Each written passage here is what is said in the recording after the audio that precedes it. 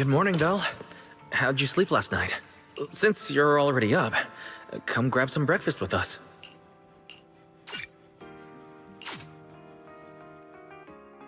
Having breakfast together with you guys every morning like this, I don't know, it just feels like...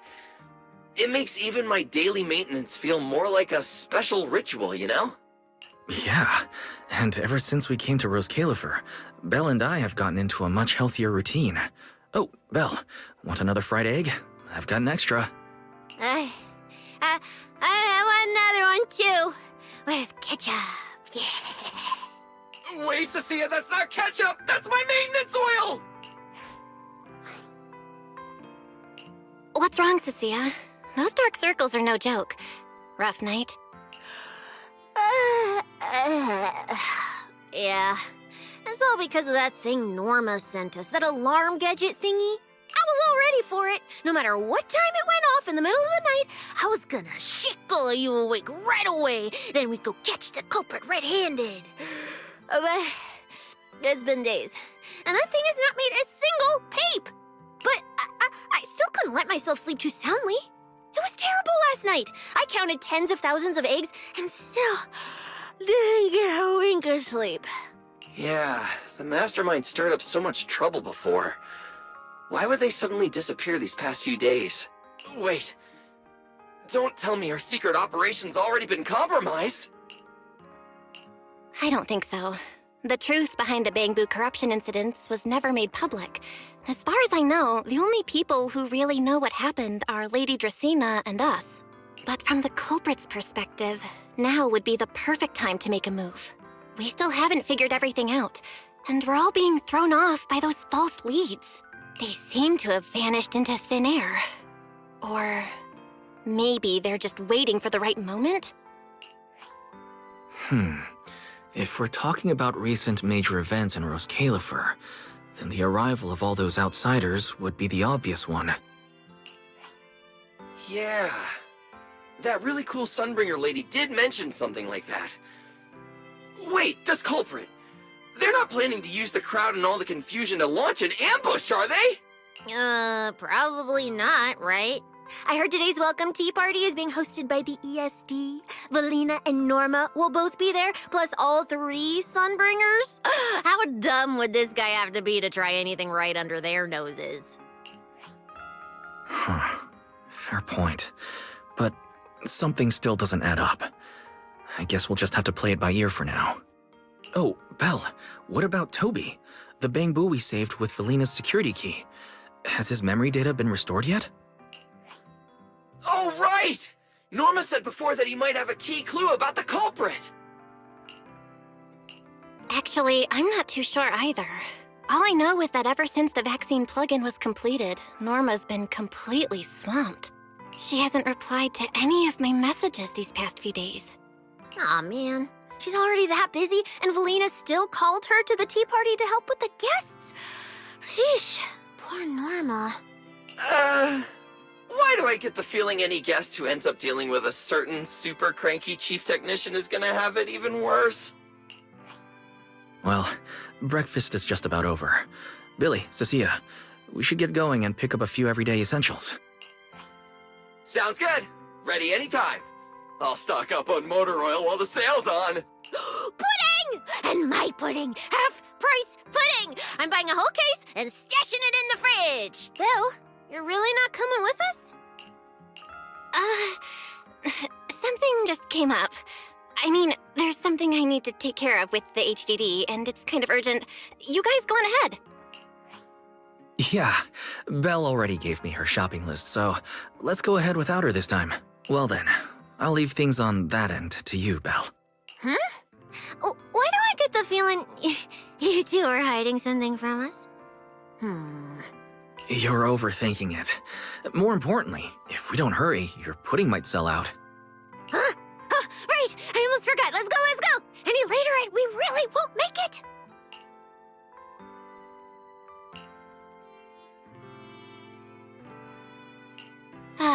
Finally, I have Amber Hall all to myself.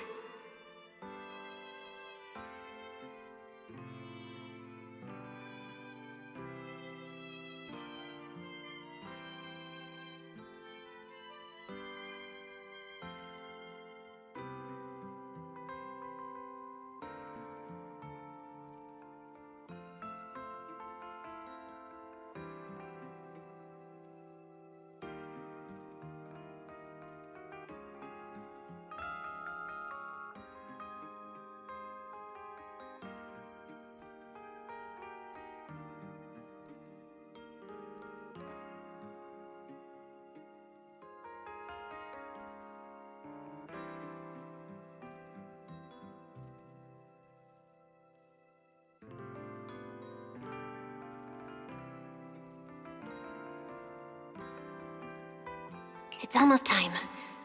That girl. She does have quite the knack for making things difficult. But it's broad daylight. How's she planning to get here?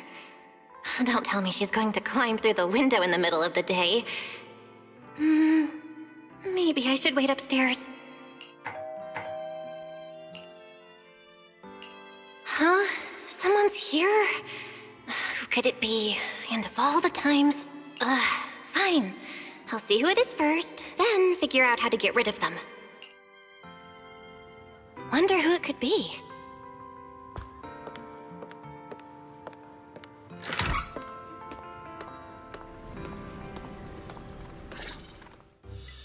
Hello! Your food delivery is here! Rawr! Food delivery? We weren't expecting any... wait, that voice? It's you? Oh my! You recognized my voice right away. And I could have sworn I sounded pretty convincing. Come on, don't just stand there in silence. Give me a hand. Huh?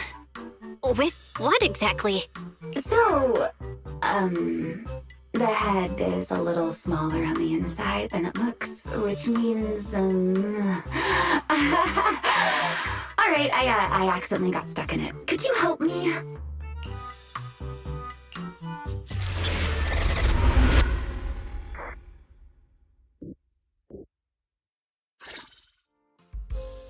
Whew! What a relief. I had no idea it would be so stuffy inside that costume. I nearly suffocated. Right. The legendary first-generation White Hunter almost got soloed by a mascot costume. Wait a second. Where'd you get that costume? Where's the real Mr. Roar? Him? Probably still wandering somewhere in a hollow as we speak. Do you have any idea how dangerous that is? Where did you leave him? Come with me. We gotta go and save him right now. Why? I left him in his own shop, of course. Come now, I'm only teasing. This isn't Mr. Roar's outfit. It's just the same design. That's all. See? Did you truly think I'd toss someone into a hollow? Oh, you really have that little faith in me? And whose fault is that exactly? A certain someone never says anything straight, only speaks in half-truths and riddles, then disappears halfway through.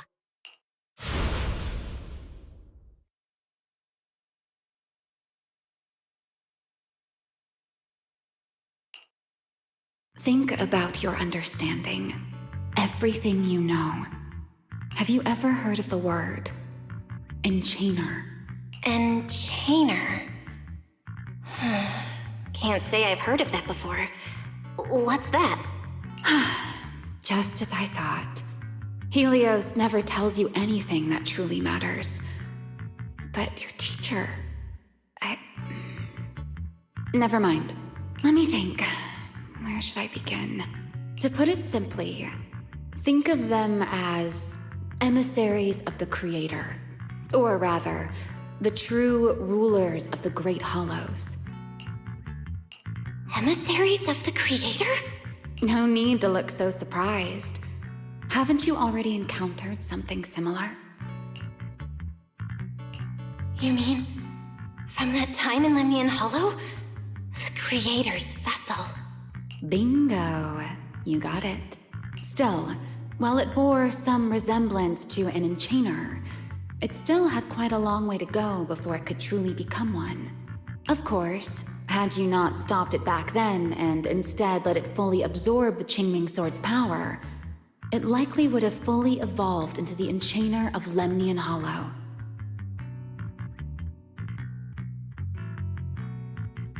It would have gained full dominion over the laws within Lemnian Hollow, whether that's miasma or anything else.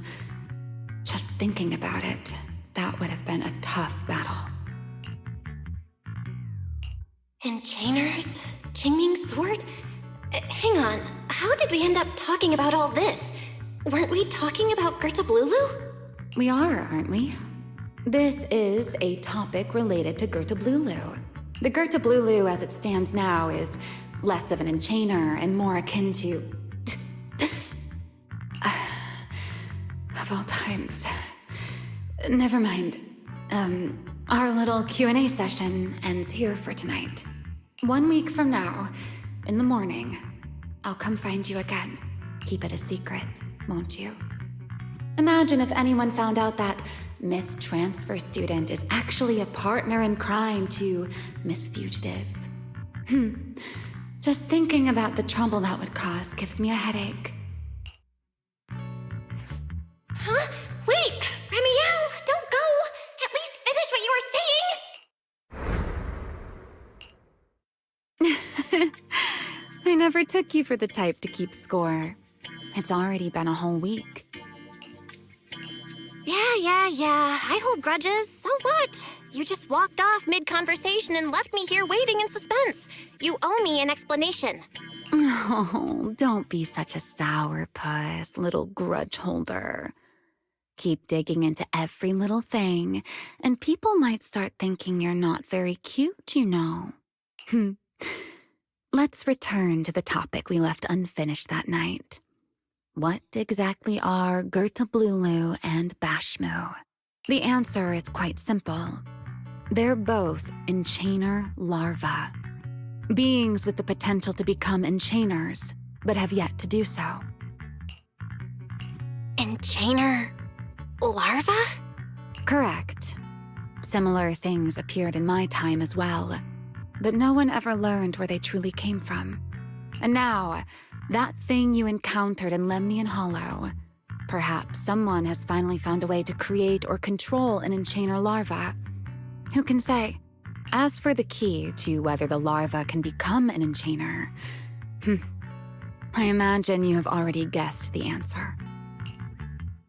Could it be a Void Hunter weapon? Uh-huh. You're half right. Half right? What do you mean? There's something else besides a Void Hunter weapon? Now that's a whole new question, Miss Rulebreaker. It's my turn to ask one. That ability you tapped into when you faced Gertablulu, the one that lets you interfere with singularity leakage. How has that been progressing? Can you use it reliably now? Sorry. I haven't been able to do anything like that since then. Honestly, I don't even know how I pulled it off in the first place. I actually wanted to ask Lady Dracaena about that, but she hasn't shown up for the last few treatment sessions. I never got another chance. That's tricky. And here I was thinking... Thinking what exactly? That you might help me find Gertablulu. I'm looking for it too, you see. Will you help me out? She's looking for Gertablulu too? Why? No, wait, before that, why did she come to Rose Califer in the first place?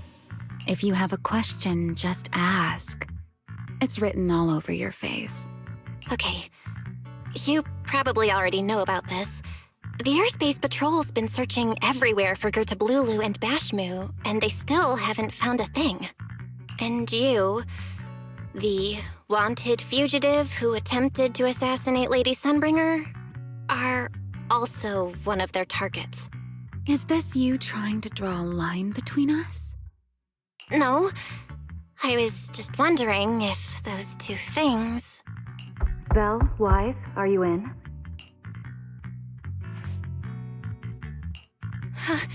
Was that Valina? What's she doing here? Uh-oh, Remiel, hurry up and... Please, pardon me. It's about something urgent, so I let myself in. Hi. Good evening. Good morning, Valina. Good morning.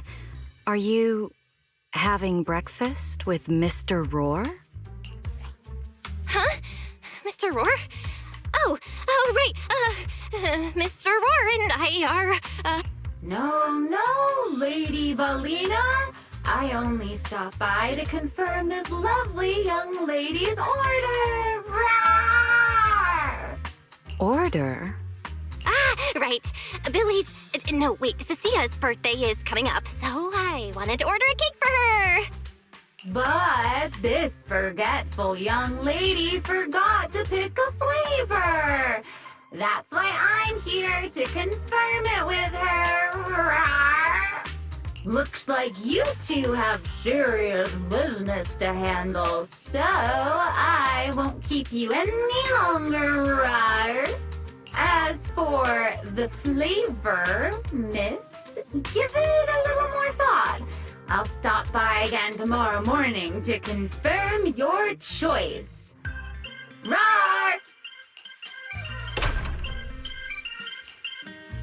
Mr. Roar seems somewhat different from usual today. Maybe a little. Oh, right. What brings you here today? Yes, I do have a rather audacious request. Belle, I would like you to accompany me to today's tea party. You want me to go to a tea party with you? Yes, you must have heard already. Guests from New Eridu will be arriving today. I have reserved Cup a Moment and prepared a welcome tea party for everyone. Originally, Norma was supposed to attend as the technical expert, but Toby's memory restoration has reached a critical stage, and she simply can't step away right now. Wait, are you saying you want me to pretend to be Norma? Not quite like that. Belle, I would like you and Wise to attend with me as the collaborators recommended by Mayor Mayflower. On top of that, since you arrived on our island a little earlier, I believe sharing your experience here with the guests at the tea party would help everyone settle in a bit faster. Got it. Wise went shopping with Billy and Cecia earlier, but I can go with you. Oh, thank you for understanding, Belle. Let's go. There'll be a lot of important people at the tea party, right?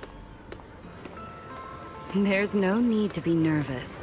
It isn't a formal occasion.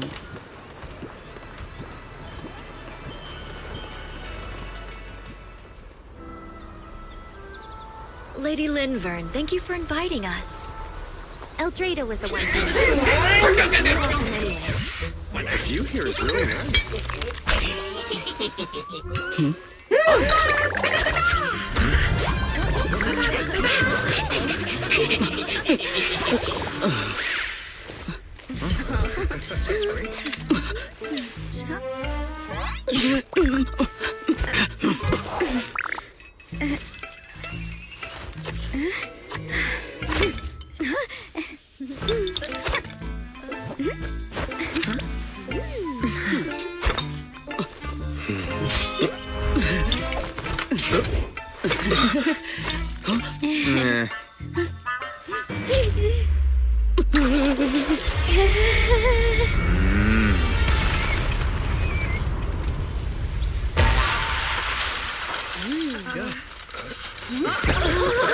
Wow, sure is lively. Pretty cool. Wow, that was amazing. It was like magic. I could barely keep up. To go to such lengths as to curate this exquisite opening, you truly have gone above and beyond. With the immense weight Rose Califer carries, I had to admit I had imagined it would be a more solemn place. Relax, Mr. Owen. Even those of us in HSO don't work with stern faces every day. For a special occasion like this, we should all loosen up a little. Yes. To be honest, I also expected Rose Califer to feel more dignified at first. But this is pretty nice too, isn't it? Just the right air to talk about cooperation. Oh, thank goodness we were spared any major complications. What happened just now? That wasn't part of your plan, right? Hardly. If I'm not mistaken, this little mishap is the handiwork of those little ones from the Enna gang. Enna gang? Judging by the name, is it related to Bangbu? Indeed. In Rose Califer, many small groups form spontaneously among Bangbu, almost like clubs. The Enna gang is one of them. As for the Bangbu there, they always say they're acting in the interest of Rose Califer and all Bangbu. But to everyone else, what they do looks more like pranks. For example, a few days before your arrival, the huge pile of bananas in front of Aurelia Academy was also their doing. It was their way of voicing their grievances against the newest logic cores. I heard they originally planned to lay out banana peels, but Bangbu do not eat bananas, and they did not want to waste food, so they simply stacked the bananas instead. As it turned out, the students thought they were a special courtesy arranged by the ESD, and they were quite delighted for a while. So, that's what you call doing the right thing for the wrong reasons, huh? At the same time, they don't have bad intentions. What harm could those Bangbu possibly mean? They're only a little uneasy about recent changes on the island. It's fine, it's fine. Indulging their wild ideas once in a while can count as a little break from work, I'd say. Not everyone can handle their antics as effortlessly as you do, Lady Lindvern. Lady Lindvern? That sounds familiar. Wait, this is... Allow me to make a formal introduction. Belle, this is the director of the Airspace Patrol Department, Lady Lindvern Sunbringer. Oh my, no need for the lady business. How many times have I said it? We're far past the point of formalities, aren't we? Then again, no matter how many times I say it, in all of Rose Califer, aside from Eldrada and Little Dristina, Claret's about the only one who doesn't treat me like their boss. After all, not just anyone can be like Miss Claret and end up becoming Lady Lindvern's creditor. All right. Allow me to introduce myself. Hello, Belle. I am Lindvern, Director of Airspace Patrol. I've already heard a bit about you from Dracy in secret. I didn't expect you to uncover an important clue about the Bangbu corruption incidents right after arriving. That's quite impressive. You're too kind, Lady Lindvern. I really didn't do all that much. Well, I'll be counting on you later, all right?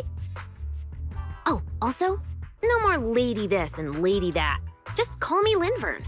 Okay, I'll try to get used to it. Wait, later? What are we doing later?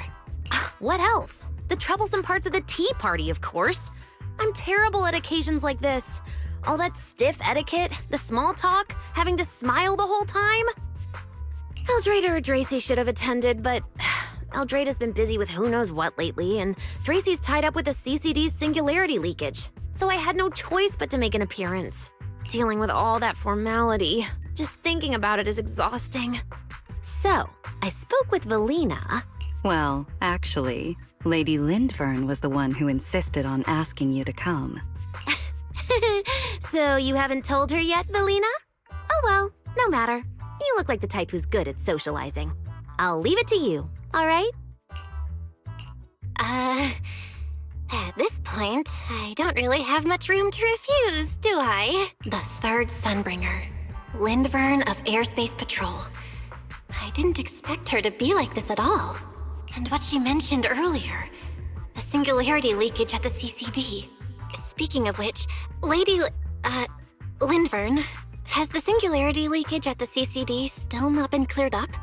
Yeah, it seemed to have returned to normal at the time, but the surrounding area hasn't fully left its activated state. In other words, it's only dormant for now, and could flare up again nearby at any moment. I've already sent people to help handle it, but Dracy will probably be busy for a while yet. Once she's done, I'll ask her what happened. And maybe pinch those little cheeks of hers too. Oh, right. Speaking of talking to people, don't forget to say hello to Claret later. Claret? That girl over there. See her? The blonde one with the expression that says, "You owe me 200 million dennies, so pay up before you even talk." She's the director of Flint Workshop and the current heir to the Flint family. All the porcelain used during your treatment was produced at the workshop in Virium. I only returned from there with her yesterday. In a sense, she's your benefactor. So the moment has finally come. Good luck, Belle. I believe you can survive this trial. Wait, why do I feel like it's getting more dangerous by the second? Nothing terrifying's about to happen, right? No, Claret isn't that frightening. She's just a little earnest, that's all. If you're really worried, I'll teach you a little trick. Compliment her. Anything will do. Flattery does wonders.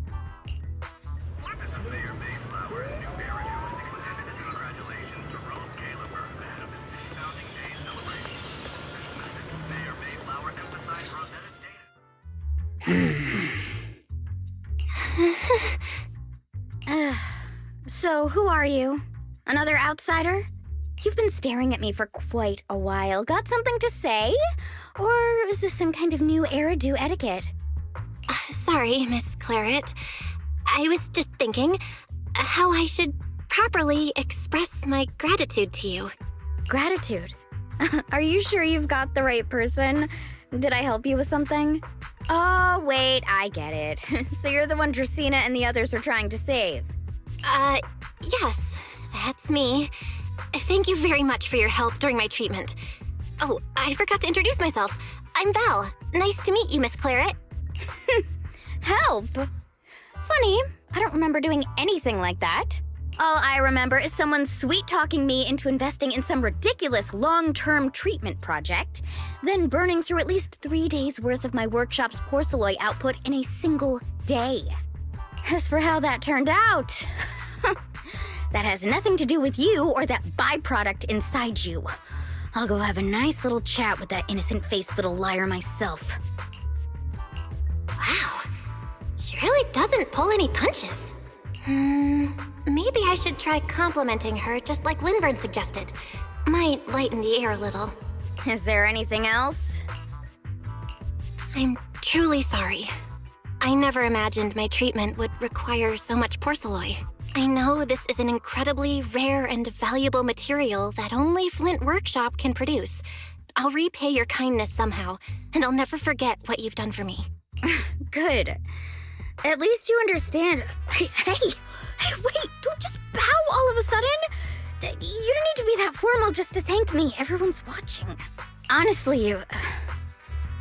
fine, I'll let it slide since you're at least being reasonable about it. Drop by my workshop sometime. I'll personally take a look at that etheric other situation of yours. I ought to know what my family's porcelain ended up being used for, shouldn't I? Please don't worry, Miss Claret. I'll try my best to make up for your losses and prove your investment was worth it. All right. Save the pleasantries. Dracaena and Linvern say the exact same thing every time they're trying to squeeze more porcelain out of me. I've heard it all before. Miss Claret, you're so kind. Don't suddenly say things like that. People are going to get the wrong idea. Anyway, I won't hold the porcelain thing against you today. I mean, none of this was your fault to begin with. In a few days, I'm gonna track down Dracaena and settle this properly. This time, I won't let her bat her eyelashes and worm her way out of it. Somehow, my impression of Lady Dracaena just changed a little.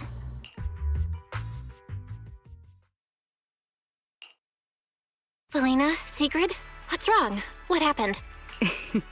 No need to be so tense, Belle. It's just a small matter. Not all the guests scheduled to arrive on the island today have shown up yet. One of the airships ran into some trouble while passing through the storm belt. That held things up a bit. They're just now pulling into port. The tea party's already halfway through, and neither Lady Linvern nor I, since we're the ones hosting, can just slip away in the middle of it. So, I will be the one in charge of welcoming this batch of guests. And, Miss Belle, I would like you to come along with me. Huh? I gotta tag along too? Well, here is my request. Most of the guests aboard this airship are scholars specializing in holotechnology. Compared to the warriors of Airspace Patrol, I think they would find much more to talk about with Miss Belle. I see. Got it. Leave it to me. Your understanding is appreciated. Now then, no time to waste. Let us move out. Today's tea party was a close call, but we came through safely. I hope this marks a good beginning. You were pretty composed throughout too, Sigrid. You are too kind.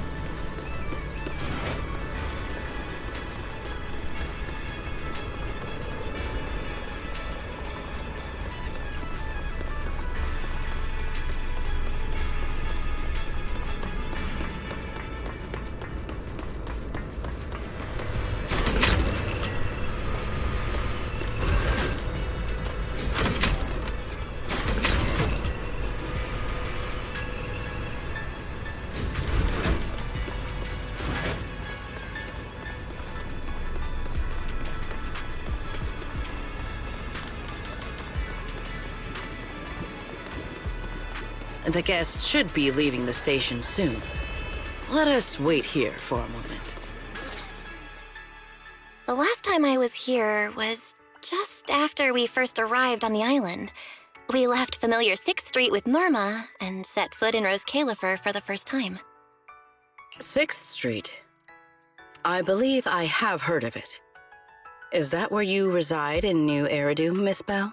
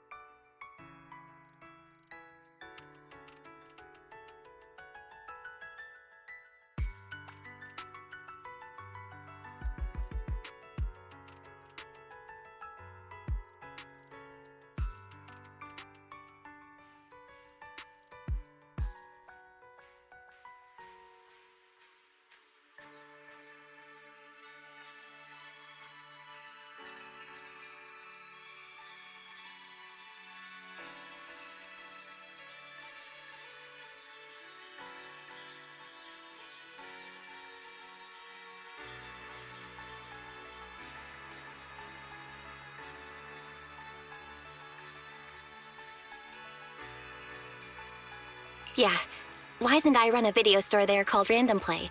We also live there. A video store? Come to think of it, the temporary stall in front of Amber Hall is... Ah, I see. That explains it. If you're interested, Sigrid, wanna get a membership card for our shop? It's really handy for renting tapes, and it works at the stall too. I shall give your suggestion due consideration, Miss Bell. Ah, the guests have arrived. Miss Bell, let us greet them.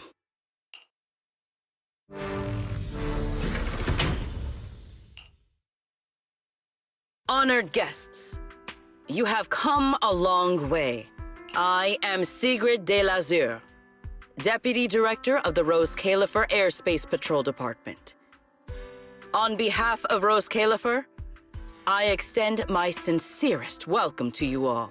This is Miss Bell, a holo navigation specialist referred to us by New Eridu City Administration. She has previously worked with the External Strategy Department and the Central Computing Department. You're too kind. I only arrived a few days before everyone else, but I hope I can offer a few useful pointers for your time in Rose Califer. Greetings. I am Salvi, the interim leader of this expedition and a member of the White Star Institute. My research mainly focuses on ethereal ecology. Please allow me to introduce the other guest traveling with me. This is Professor Oakley from Metis Academy. And this is Miss Lawton, a peer of mine at the White Star Institute. Both are scholars who have spent years studying the fundamental properties of hollows. And this is Miss Truvia, daughter of Mr. Mossient, the head of High Ambitions Corp. Like you, she is also a specialist in hollow navigation. Huh? No. It can't be. She really is. What did I tell ya? We were always gonna win this one. Icarus 2 points, Phaethon 0. That's only twice. Nothing to brag about. Not satisfied? Fine then. Let's run it back tomorrow. Bring it on! We've got all the time in the world. I could go head-to-head with you for a lifetime. Looks like someone's gonna be losing for the rest of their life, huh? Truvia, what did you just say? I'm saying, what's that got to do with me? Truvia, why? You could have easily. The Truvia I know would never say something so cruel. Cruel? How do you have the nerve to call me cruel? You two, you're the ones who are... Forget it. Let's just say goodbye here, Phaethon. I know I said goodbye, but I still hope that for the rest of this life, we never have to see each other again. That really is Truvia. Why? Why is she here in Rose Califer? Did she already know Wise and I are here? No, she probably doesn't. Right, they just introduced her as the daughter of the High Ambitions Corp. Should I pretend I don't know her? Or... No, she seems to have noticed me too. Should I go say hi? Nah, forget it. When it comes down to it... Bell, Miss Bell. Yes. Miss Bell, Mr. Salvi just mentioned that since both you and Miss Truvia here are experts in hollow navigation, you should have quite a few topics in common. Well, I'm not really an expert or anything. When it comes to specialized knowledge and technical skills, you'd really want to consult Miss Truvia for that. You give me too much credit. Our group primarily researches civilian equipment and technology. I wouldn't call myself a specialist. Why are two talented young folks like you being so modest? All right. Doesn't Miss Bell also have an older brother? That's right. Then it seems I recognize you correctly. To be honest, you and your siblings' names have come up several times in our Institute's recent research logs. Naturally, I became curious and looked into it a bit. That's when I discovered Miss Bell and Miss Truvia. Not only do your research interests overlap, but you also share another connection. You both studied at Helios Academy, and around the same time, no less. That's correct, Professor Salvi. Belle and I were both students at Helios Academy once. It's just, after the fall of the old capital, we never saw each other again. Oh my, so it truly is as I suspected. Once we reach the tea party, I'm sure you two former classmates will have plenty to catch up on. Unlike an old man such as myself, at my age, there are hardly any classmates left to reunite with. I suppose you're right. This Professor Salvi really knows how to put people on the spot. What do I do? Am I really going to spend the next few hours feeling this awkward? Somebody help! I would love the chance to speak with Miss Bell a little longer, but the journey was rather rough, and I'm afraid I'm feeling a bit airsick. If I were to attend the tea party in this state, it would hardly be proper. Sorry, Miss Truvia. That was our oversight. We did not account for a situation like this. Today's tea party is just a casual welcome we have put together for you all. You do not need to worry about a thing. We will be hosting a proper formal reception for everyone down the line. If you are feeling a bit under the weather, how about having Miss Bell accompany you for a stroll in the nearby park so you can rest? Huh? Miss Truvia politely declined the tea party. She probably wants to catch up with her old classmate who she has not seen in ages. Miss Bell, too. She seems to have a lot to say to Miss Truvia. Yes, that must be it. Then allow me to lend you all a helping hand. Since Deputy Director Sigrid has suggested it, Miss Bell, if you have no objections, I would be happy to accept. Why would I object? I'd be happy to. Rest assured, Miss Bell. Leave everything here to me. Please, take all the time you need to enjoy your walk with Miss Truvia. I shall explain the situation to Lady Valina. Right. We should get going too, Miss Truvia. We don't need to be so formal with each other, do we? Right. Of course.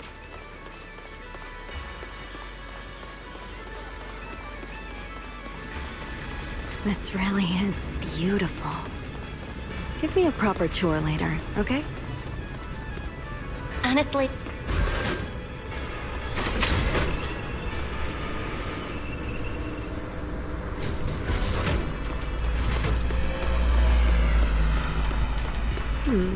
That silver tree. It's not made of porcelain, is it? The nameplate really does say porcelain. I heard Rose Califer was the homeland of porcelain, but I never imagined they'd use it for public decoration. I see. Belle, you keep saying you aren't that familiar with this place, but you always seem to have an answer for all my questions. I've heard the porcelain veins in Buastrum are also essential to the computation of Rosetta data. How much do you know about the connection between the two? Really?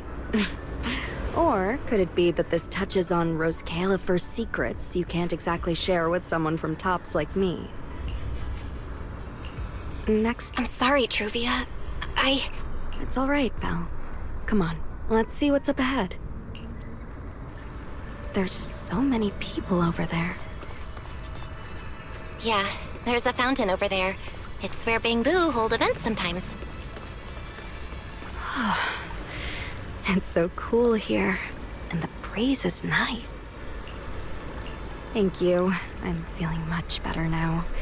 This flight was way longer than expected, and I ran out of motion sickness medicine halfway through. It's much better than it was back then. Otherwise, Father never would have allowed me to come to Rose Califer. Thank you for your concern. My father may be getting on in years, but he's in good health. He still handles many matters personally. That wasn't really what I meant. Maciant has always had high expectations for Truvia and the others, but he's also strict, especially after that incident. If I remember correctly, that was around the time Truvia started to... I wonder whether things between her and her father have improved since then. What's wrong, Belle? What's got you thinking so hard? All right, then. Let's keep going. There seems to be a large structure up ahead. Is that a chessboard?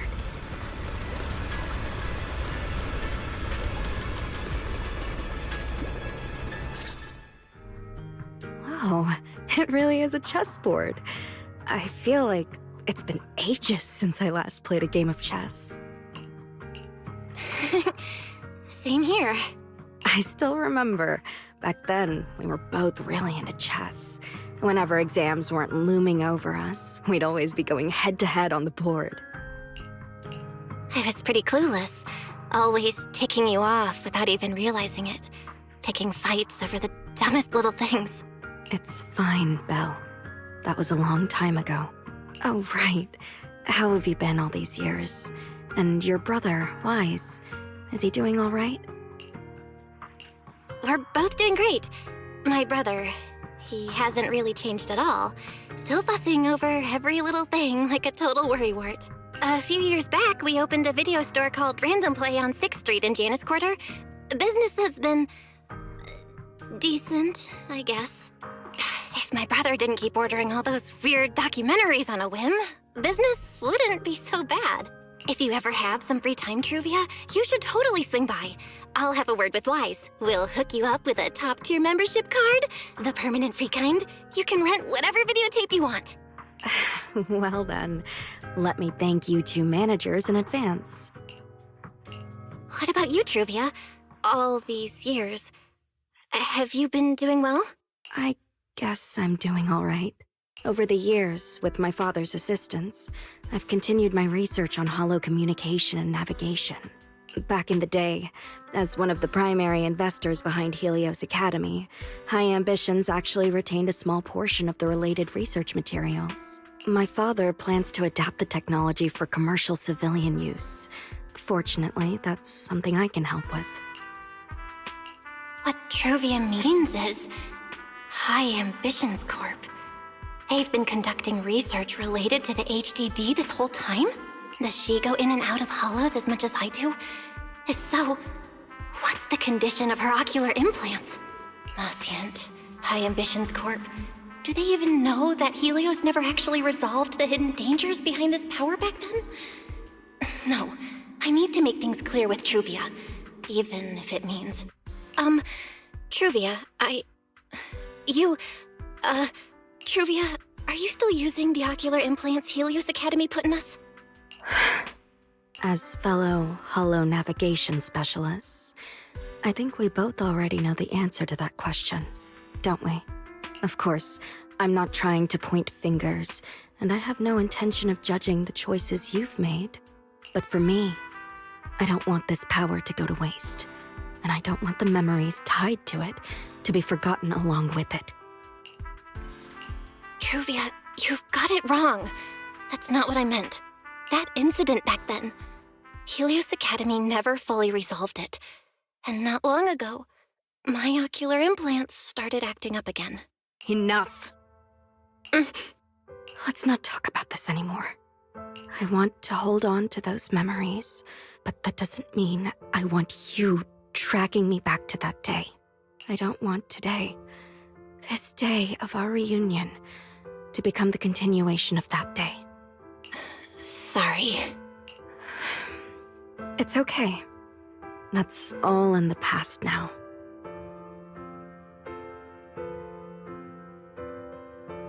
And childhood, it's nothing more than the briefest chapter in our long, drawn-out lives.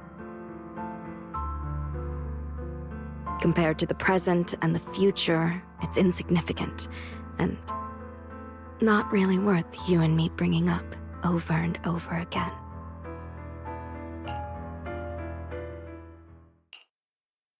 Belle, Truvia, I knew you two would be here. Wise, what are you doing here? We were heading back after shopping when we passed by Cup a Moment just as the tea party was wrapping up. Sigrid mentioned you'd come out here with an old classmate, so I figured I'd swing by and check in.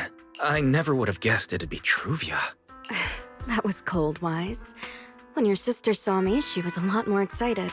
I'd love to stick around and chat longer, but I'd rather not put myself through trying to keep up with you two chatterboxes at the same time.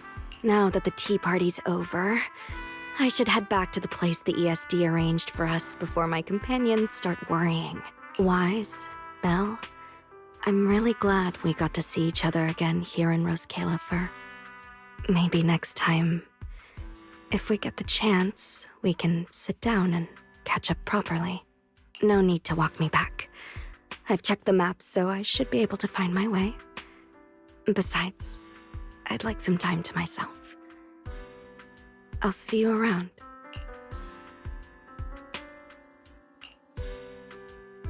Did something happen?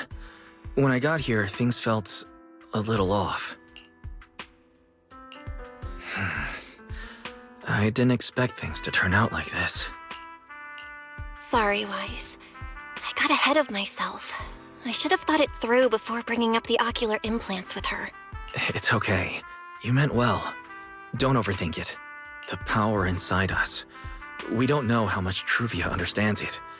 But if anything goes wrong, we're going to have a serious problem. But there's no way to talk about this without bringing up Sir Pico. We need to find the right way to tell her. Oh, it's a message from Norma. Toby's made some progress.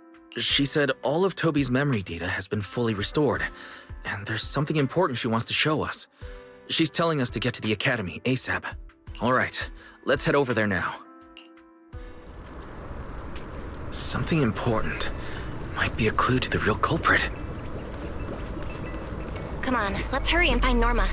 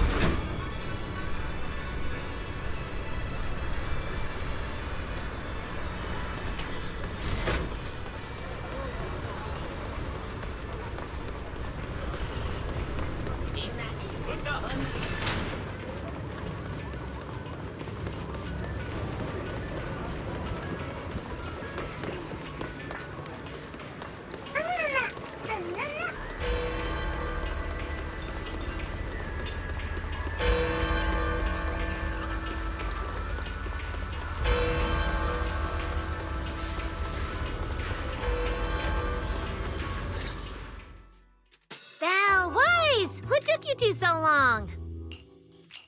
Norma, did you find anything in Toby's memories? Any clues about the culprit? What exactly did they do to those bamboo? Wow, slow down! Your expectations are way too high. Now you're making me nervous. Anyway, just like I said in the message I sent you, Toby's memory restoration work is done. Some of the data's been totally wrecked by corruption, but no biggie. I still managed to dig up someone who looks like a prime suspect. I've already seen it plenty of times. Here, take a look for yourselves. So you actually woke up, huh? Sorry. If you'd just been a little more cooperative, it wouldn't have had to come to this. Poor thing. In a moment, you're gonna get in that machine, nice and quiet. Shh. Don't be scared. Soon you won't remember a thing. You've been entrusted with a very important mission. Don't forget that. This guy. Who is he? Based on what he said, he's gotta be the culprit. Exactly. That's what I think too. Unfortunately, though, Toby had already completely lost the ability to move by that point. He never got a look at the culprit's face. Even though we've confirmed there is a culprit, we don't have a lot of clues beyond that. Wait, the culprit mentioned something about getting Toby into some kind of machine. If we can find that machine, we might be able to track him down. Wise, that's it. If we can find that machine, we can follow the trail straight to the culprit. But where do we even start looking? Huh? Norma, over here. On the wall behind him, Looks like there's something there. Can you zoom in on it? You got it. Huh. It looks like graffiti, but not the random kind. It seems more like some kind of symbol. Wait, isn't that the symbol of the Enna Gang? The Enna Gang? I didn't expect this to be Enna Gang turf. Wise, Belle, do you know anything about them? I ran into them at the welcome tea party today. Thankfully, it was just a few harmless pranks. Nothing serious. Oh, again? Those little guys sure have energy to burn. But how did they end up getting involved with the culprit? It's also possible that the culprit just happened to be on Enna Gang turf. I've heard the Enna Gang is an organization that really cares about Bangbu rights. They shouldn't be colluding with humans who intend to harm Bangbu. Looks like the only way to find out is to check out the Enna Gang's turf ourselves. Norma, do you know where we should start looking? I don't know the exact location. I just heard they sometimes meet up near the Clink Market on Gear Street to swap bottle caps they've scavenged. Clink Market? Bottle caps? Mm-hmm. The Bangbu have their own little market right on Gear Street. Oh, right. They've been doing road work around there for a while. You probably haven't been there yet, huh? Gear Street is where the Bangbu hang out. It's packed with facilities catering specifically to them, and Bangbu loves settling down there. Some people even call it Bangbu Street. Same place, different names. As for bottle caps, I don't know if you've noticed, but the Bangbu and Rose Califer are absolutely obsessed with collecting all kinds of bottle caps.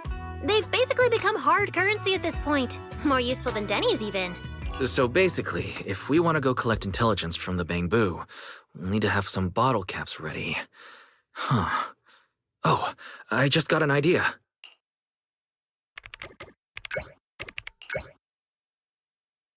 I'm here, Wise. Belle, check it out! Are these bottle caps enough? Cecilia?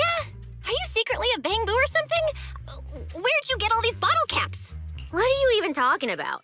I brought these myself. Before coming to Rose Califer, I was worried there wouldn't be anything good to eat, so I stuffed a ton of snacks and drinks into my luggage. And then, things have been crazy lately with one emergency after another. I forgot to take out the trash in my room, and then Anyway, the bottle caps you wanted, I found them for ya. Never thought the day would come when I'd be grateful that Cecilia never bothered to take out the trash. But what do you guys need so many bottle caps for? Feeding your Bangbu? Oh, I see. Then what are we waiting for? Let's get moving.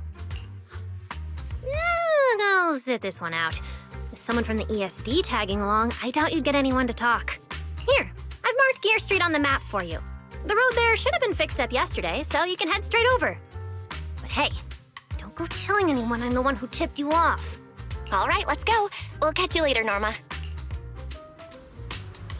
Clink Market seems to be located on Gear Street.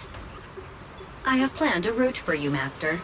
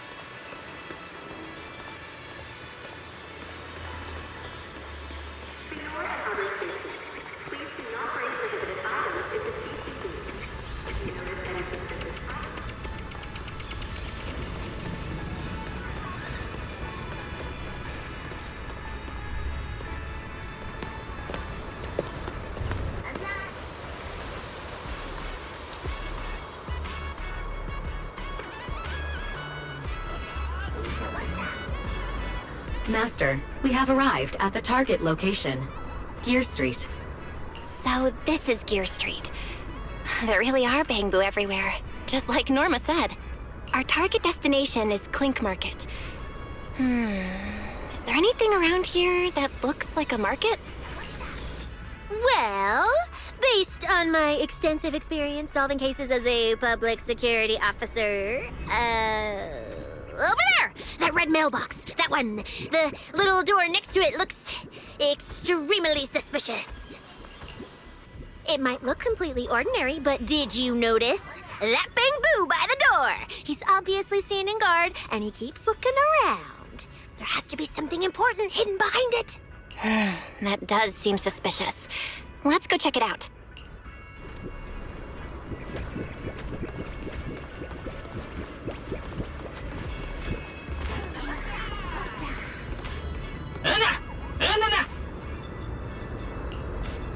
I want to visit Clink Market and pick up something for my bamboo back home.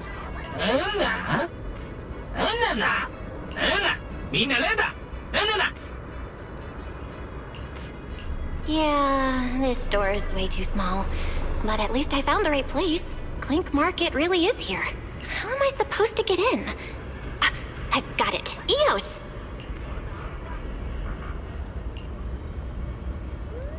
All right, that should do it. Let's go in and take a look.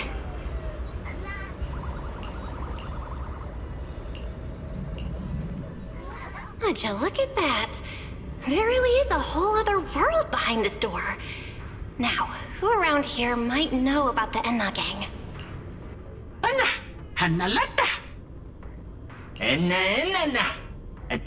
That bamboo seems really well informed.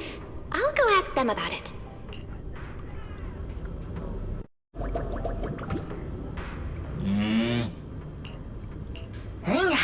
What the? No response. What's going on?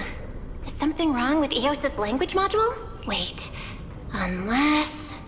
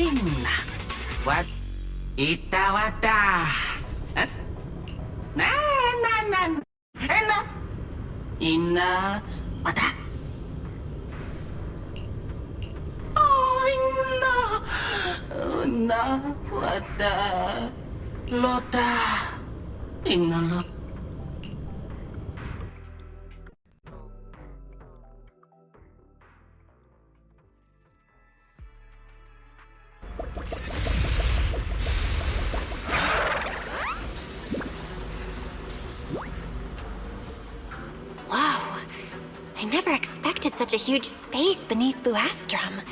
So this is the retroflux zone. From the structure and the name, this has to be Buastrum's water circulation system. According to the guard, if we keep going a little further, we should see an elevator that goes down to the Enna Gang's hideout. All right, let's go. Master, I suggest taking the elevator ahead to reach your destination. Who would have thought there were still Bangbu living beneath the city, along with a secret gang? Though, in such a cramped place, only Bangbu could move about freely. I wonder what the Enna Gang's hideout is like.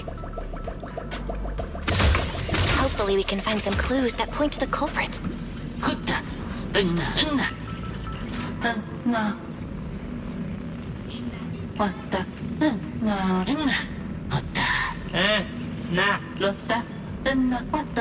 Wait, why are they all looking at me? I'm still trying to figure out what they were mumbling about. Guess I'll have to wing it for now.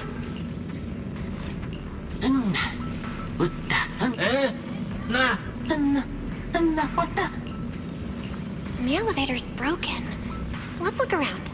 Maybe there's another way to reach the Enna Gang's hideout.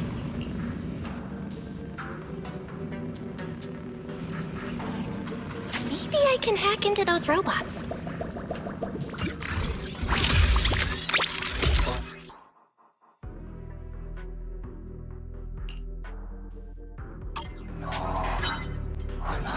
It worked. I had a feeling it would. Let's go down this side path and take a look.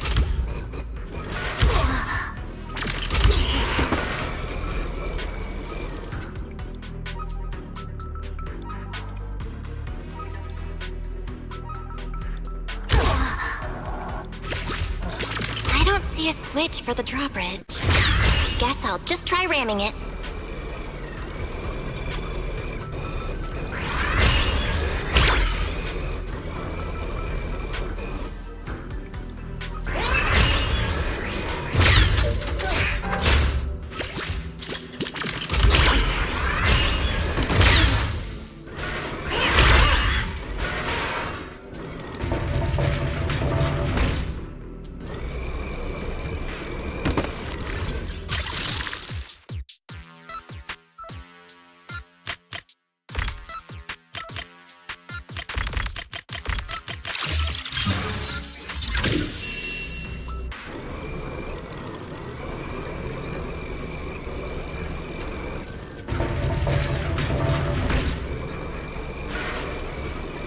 This robot's more agile than I thought.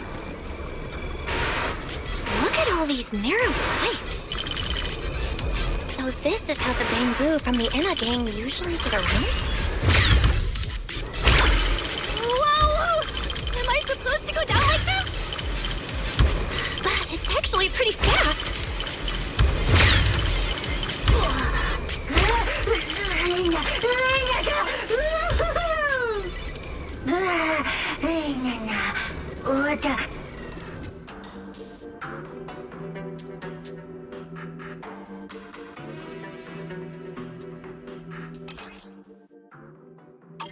It should open if I can hit that switch.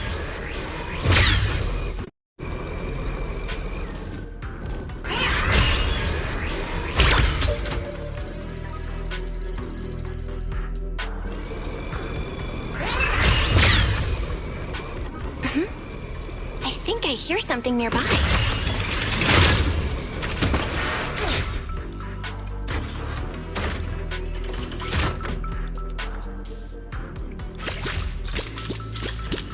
Whoa, this circuit box. If no one fixes it, it's gonna catch fire. No wonder the elevator broke down.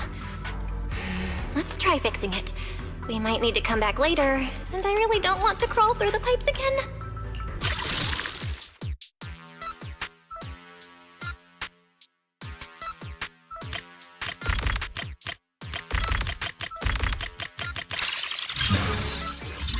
Okay, that should do it. Huh?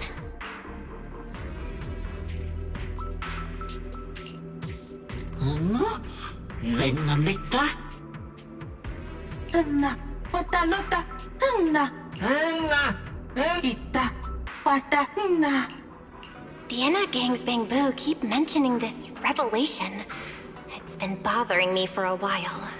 What in New Eridu is it? Could it be a clue about the perpetrator? Or maybe... What is the connection between the revelation and the culprit? It's still bothering me.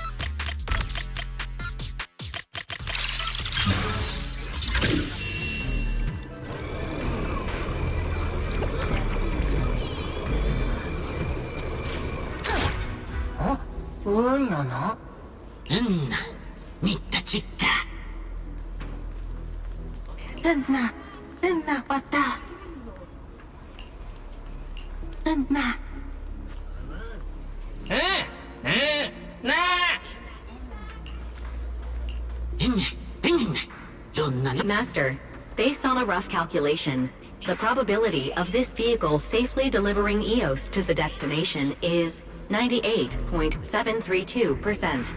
That's way too precise. And how does this even count as a vehicle? Oh, fine. It's not like there's another way. Let's try it.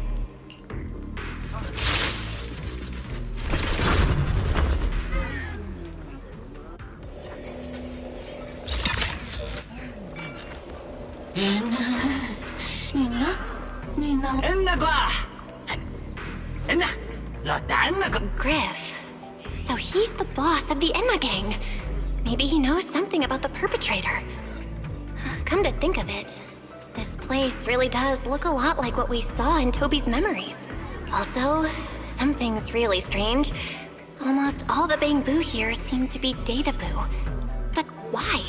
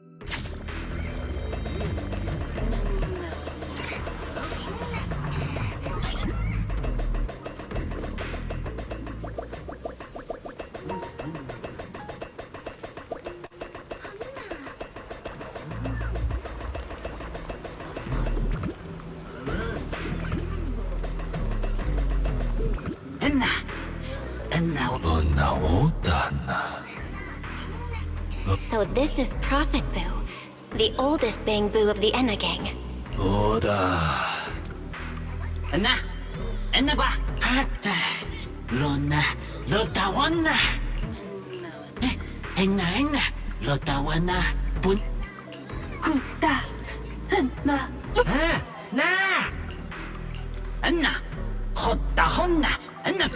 I never should have fixed that elevator. How was I supposed to know it'd end up like this?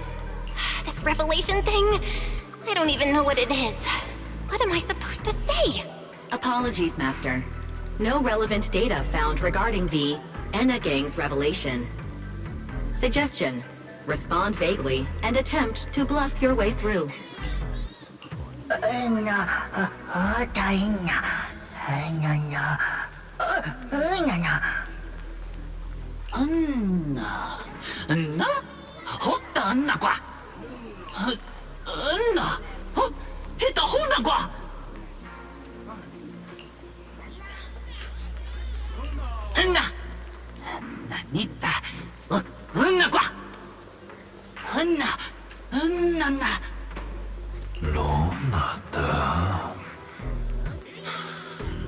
Oda Hada. Lona. Ina. Henna kwa. Henna. Bonaeta kwa.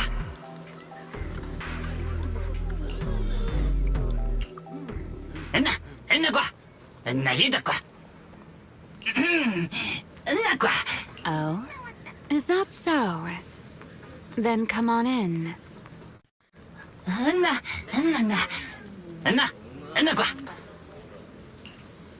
The Great One. Could that be the culprit? That voice sounds weirdly familiar.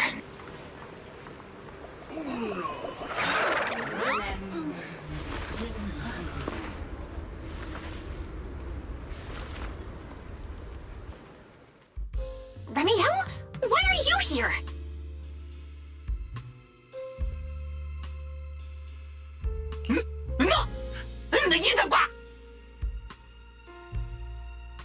Oh yeah, she's up to no good.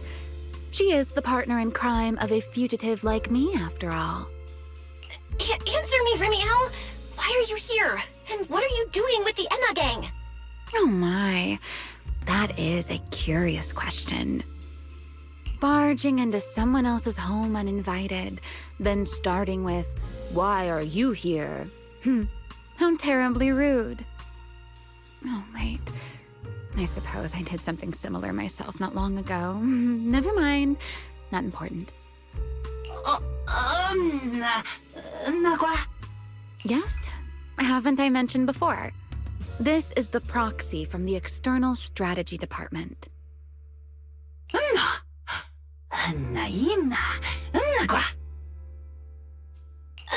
Huh?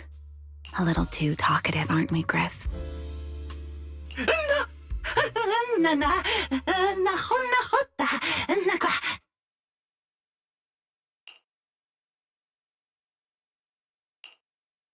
Well then, it's just the two of us now, my charming little Bang-Boo. I must say, I didn't expect you to have such a practical, yet rather adorable, little skill.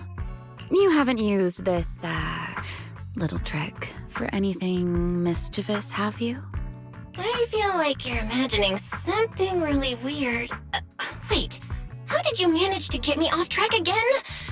If I remember correctly, in our Q&A game, it's my turn to ask the questions. Sure. What would you like to know this time? Why are you on the Enna gang's turf? And why do all the Bang-Boo here seem to respect you so much? My, you really should listen when people are talking, Miss Impatient. Didn't I already tell you? This is my home. What's strange about finding me in my own home? So, you're the real leader of the Enna gang? What are you talking about?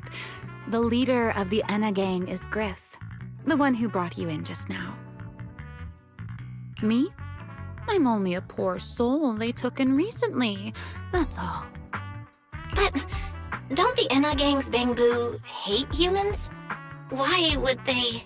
Because the Bang-Boo they call Prophet Boo saw me once, long ago. It must have been over 100 years ago. I never imagined a Bang-Boo could live that long. In his eyes, I'm still the Void Hunter, and a friend of their mother, Lady Sunbringer, the person they hold most dear. But that makes even less sense. Weren't you wanted because you tried to assassinate Lady Sunbringer and failed?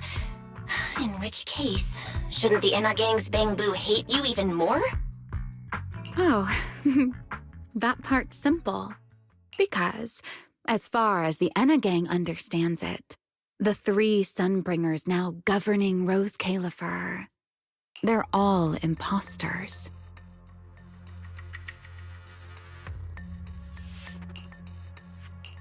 What did you say? The three Lady Sunbringers we have now, even if they're not exactly as they once were, they're still Sunbringers, aren't they? Who knows? At the very least, the Enna gang Bang-Boo don't see it that way. They believe only in the revelation they saw. And to them, it's proof that the true Lady Sunbringer is calling out for help. The revelation they saw. What exactly was it? How should I know? I'm not a Bangboo.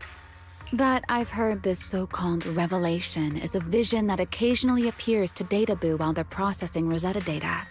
The true Lady Sunbringer, imprisoned in endless darkness. Huh? Wait, hold on. The real Lady Sunbringer is imprisoned? By whom? No, that can't be right. There's no way anyone could pull off something like that. Sorry, I've got no idea either. All right, Miss Curious. I've answered quite a few of your questions already. Is it my turn now? What do you want to ask? No need to be so nervous. Aren't we close enough to tell each other anything by now? My question is the same as yours. Why are you here, my dear Proxy? Remember Toby, the Bangboo we rescued from Gertablulu? We managed to restore some of Toby's memories. He was kidnapped, and the place where it happened had Enna Gang graffiti. I see. So you've come to the Enna Gang looking for answers. Singularity leakage, the culprit behind the Bangboo case, the Enna Gang, Gertablulu. If my guess is right... What is it, Remiel? No, it's nothing. Just a passing thought. Speaking of which, how about I do you a little favor, Miss Detective? I can step in as Lady Remiel of the Enna Gang, put in a good word for you, and have the Enna Gang Bangboo assist you in locating this, crime scene. Really? That'd be a huge help, Remiel. Thanks. Wait. There's a catch, isn't there? No, knowing you, of course there is. All right, out with it. What are you plotting this time? Wow, Miss Detective. Isn't that a little much? I told you my condition ages ago. Help me investigate Gertablulu. And if I'm not mistaken, Gertablulu and the culprit you're after may end up being connected. Not this again. Enough with the riddles already. Remiel, could you please clarify what you mean? Very well. I'll try to restrain myself. Though, I am rather fond of riddles. A riddle keeps the uninvolved safely in their garden of ignorance, while guiding those who seek the truth one step at a time toward the heart of the mystery. In the end, a riddle is simply what truth looks like when the people involved don't all have the same information. But enough philosophy.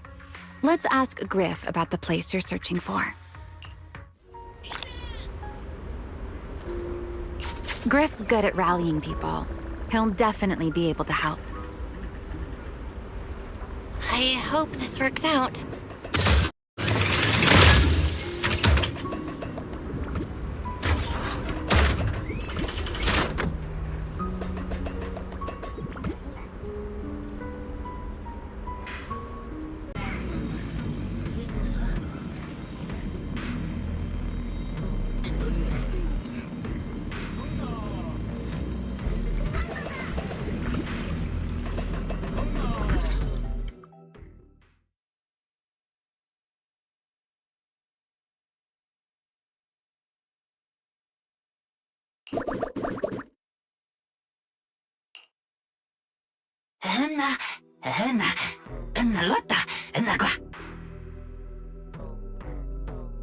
Just as I'd expect from you, Griff. Quick and efficient.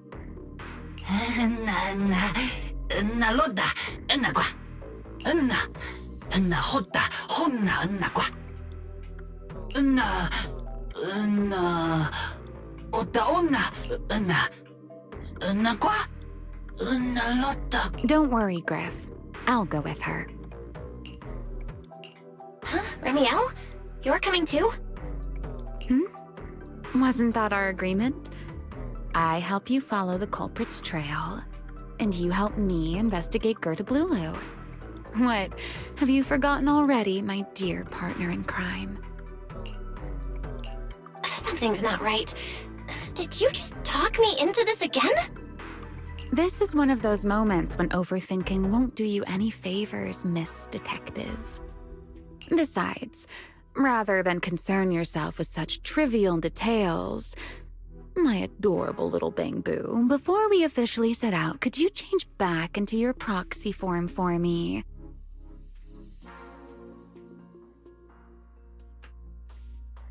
Those short little arms and legs won't be much help after all.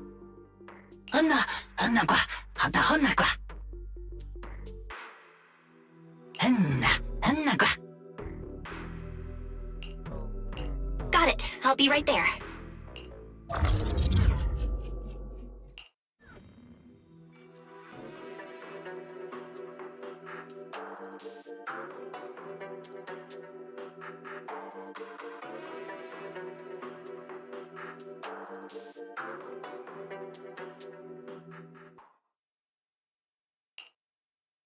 So, we've confirmed that the place where Toby was kidnapped is indeed at the very bottom of the retroflux zone. But I still can't shake the feeling that Remiel's keeping something from us. Like she said, in a Q&A game, the one answering can't lie.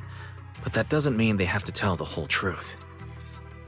For starters, we still don't know why she tried to assassinate Lady Sunbringer, or what her real objective is. Yeah.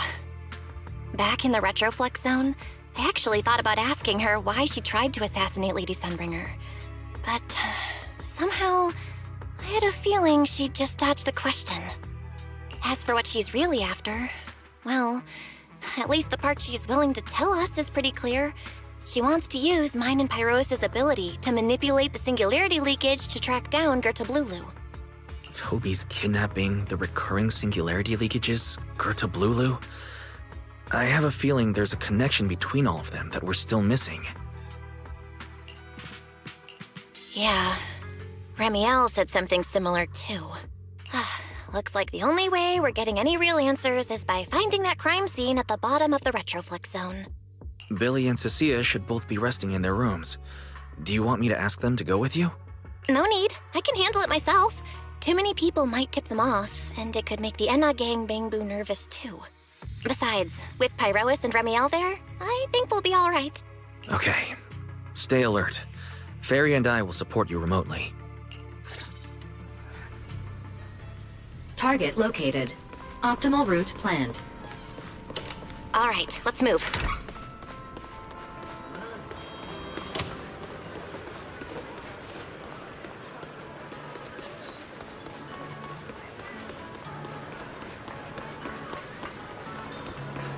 Approaching the target location. Navigation complete. Wow. Pardon me. Is something troubling you?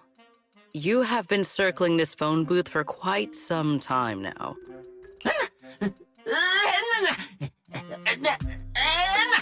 Huh? But it is behind you.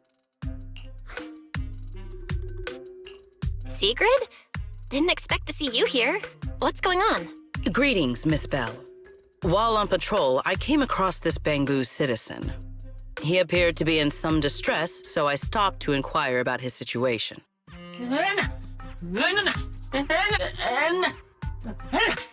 Waiting for someone? And who might that be?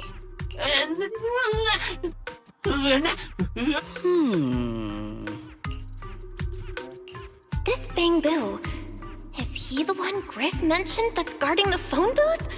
He's way too nervous. Secret's already starting to get suspicious. I've got to think of something before he gives himself away. Secret, actually, the person he's waiting for is, I see. Citizen, the one you await is Mr. Gaboo. Is that right? Mr. Gaboo? Who the heck is that? I do not know. But we must stay here. We must wait for Mr. Gaboo. Perhaps today. Perhaps tomorrow. But one day, we shall wait no longer. For Mr. Gaboo will finally arrive. Huh? Oh, it's a line from the famous play, Awaiting Gaboo. Did I get that right, Mr. Actor?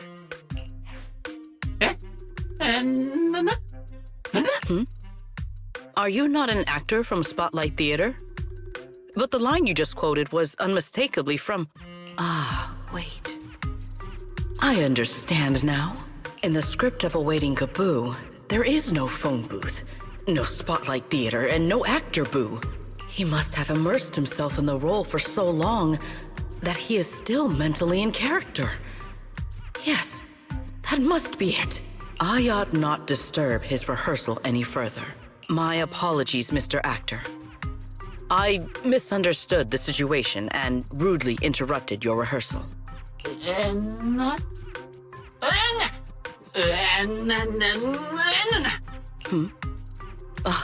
Indeed. Only by holding fast to courage and conviction can we fulfill our duty to protect Rose Califer. These two? How are they even having a conversation right now? They're not talking about the same thing at all. Whatever. At least Sigrid doesn't seem to suspect anything. If she finds out where Remiel is, explaining everything would be a nightmare. We've come this far already. I'll just play it by ear. Well then, now that the misunderstanding has been cleared up, I shall not interrupt your rehearsal any further. Farewell, you two. I wish you a pleasant day.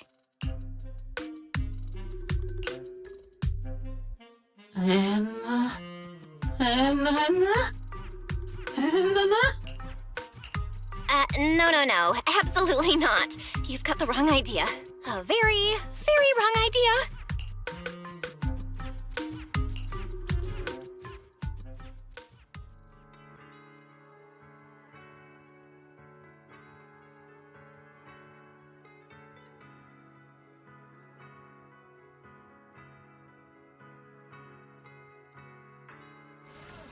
Well, it's about time you showed up.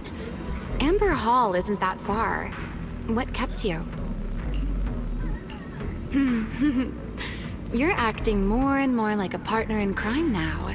Covering for your accomplice in front of an airspace patrol officer.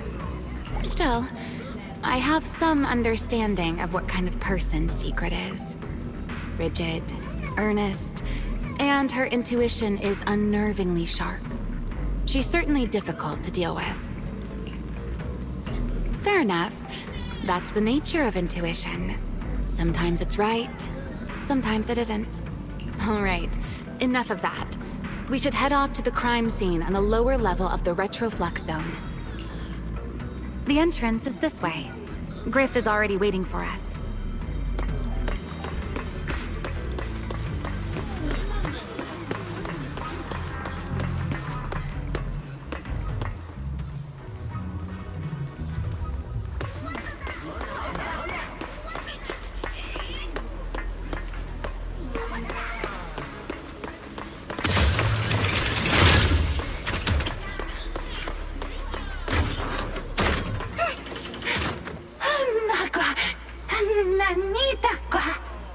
All right, Griff. That's enough flattery. The sky will get dark soon, so we should get moving.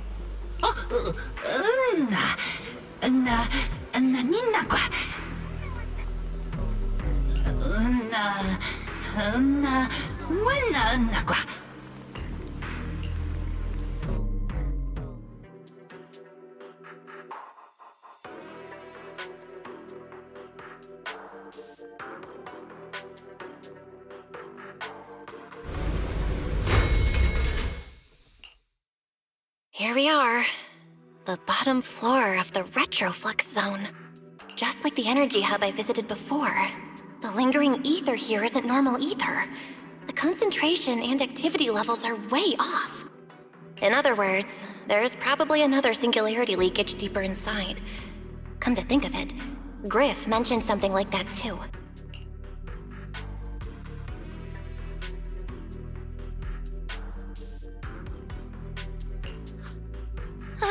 Hey, doing? Why, to bring a certain someone back from her own little world, of course. Now then, Miss Detective, what new clue have you uncovered? Oh my, are you upset? Then how about this? I'll give you a feather as well, and you can try to get me to sneeze too. Then we'll be even Steven. Deal? Nope, forget it. I have a feeling you're still hiding something.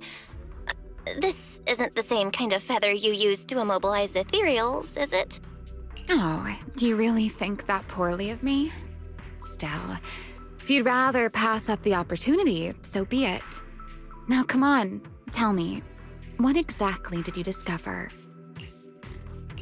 The lingering ether in this area, its concentration and activity aren't normal. And it's a lot like the energy hub I've been to. In other words, if we keep going deeper, the odds of running into a singularity leakage are very high. So, as we keep moving deeper, we'll need to avoid singularity leakages as much as possible. Remiel, I need you to follow my directions, okay? I'm pretty dang confident in my proxy skills, so we should be just fine. Remiel? Are you listening? Remiel? I'm listening. Please, go on. I already finished, Miss Absent-Minded Void Hunter. My apologies. My mind wandered for a moment. It won't happen again. But I did hear everything you said. Really, relax. I'll follow your lead. After all, you're Phaethon, the legendary proxy. I'll leave the route planning to you, oh great Phaethon. Mind using a different title, oh great wanted Void Hunter? I swear, you're always way more demanding of me than anyone else.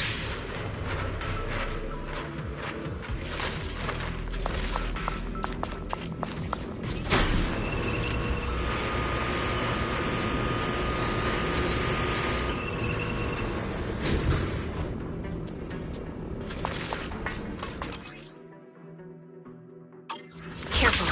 Something's off with these mechs. These abandoned mechs. They've probably been affected by a singularity leakage. Let's give them a moment to cool down.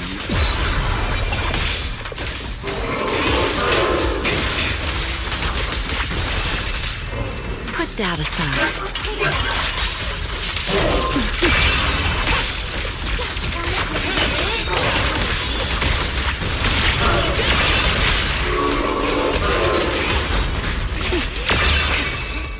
Ready to dance with me?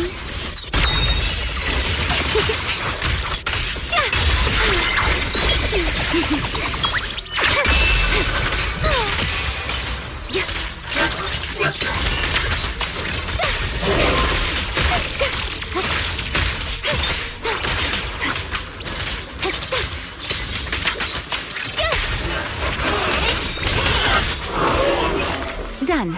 Let's keep moving.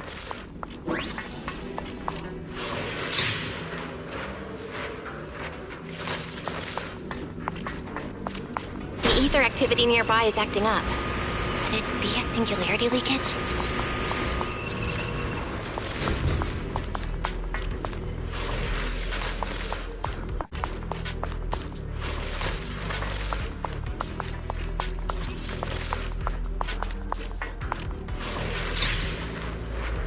There are way more enemies around here than I expected. Remiel, how's it going on your end?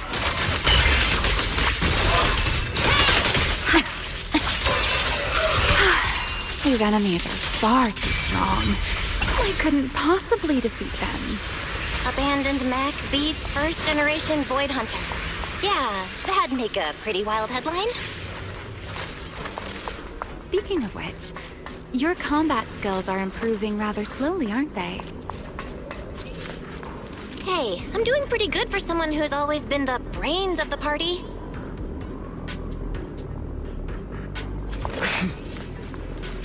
Tyrois, I heard that!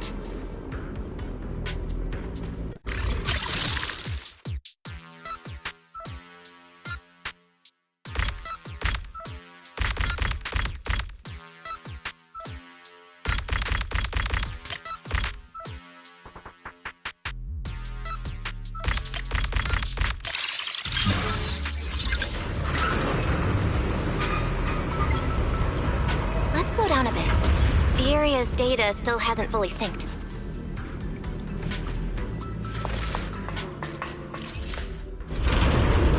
Remy, wait, don't!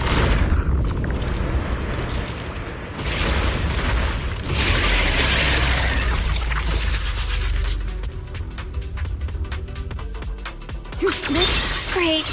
We still ended up in the singularity leakage. Since we're here, let's finish this quickly. All right, let's go, Pyrois. Flame! Total annihilation!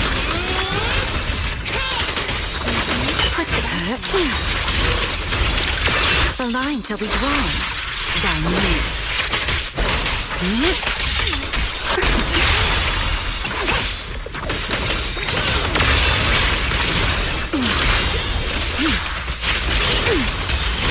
Let the stage be even more dazzling.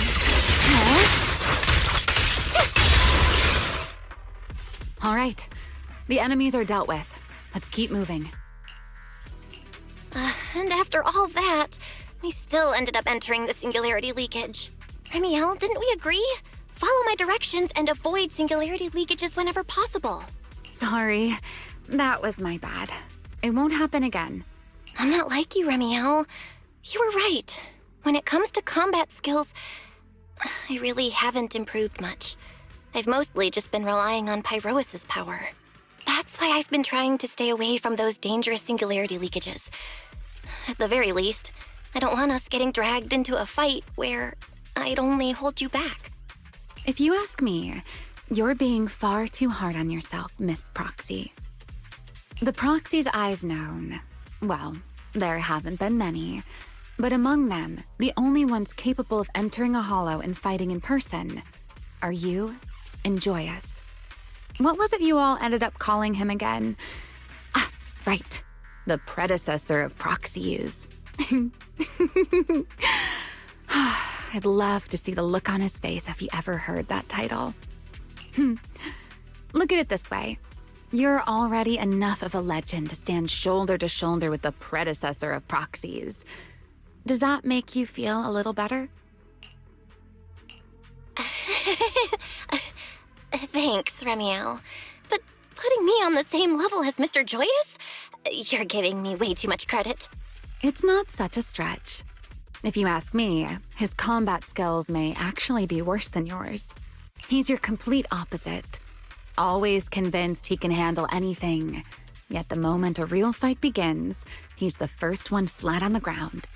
And you're the sort of person who's already doing well, yet still quietly tells themselves it isn't enough.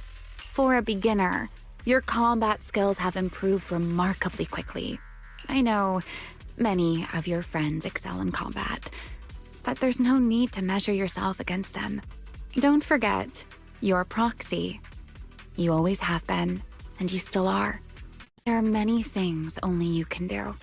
As for the things you can't do alone, I believe your friends will be right beside you to accomplish them together. Remiel, where did all that come from? And no riddles? Did your chronic Riddler syndrome finally clear up? Oh my, I thought you'd at least thank me first. Thank you for dragging us into a singularity leakage. For sharing a bit of old gossip about Joyous, of course. There aren't many people in this world who still remember what happened back then. Remiel. Now that you're feeling a little better, it's time we kept moving. The crime scene you're looking for should be just below us. As for finding a way through the singularity leakage, I'll leave that to you, my stubborn Miss Proxy. Wait, who's being difficult here, Remiel? Yes, I wonder, who could it be?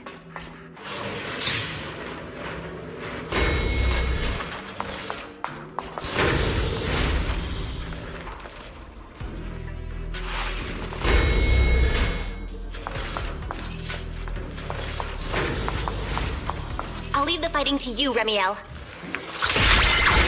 Let this air, as you say, Miss Proxy.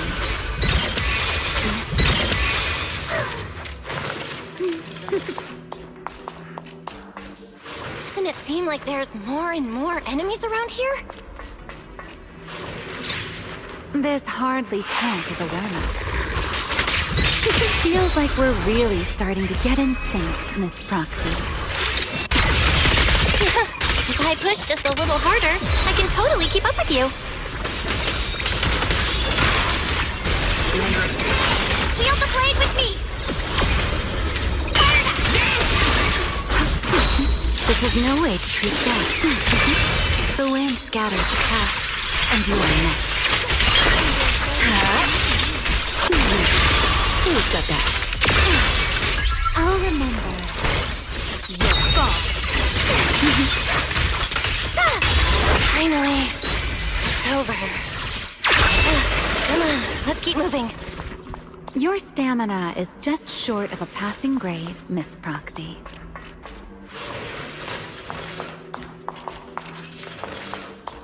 There it is. That's the place from Toby's memory.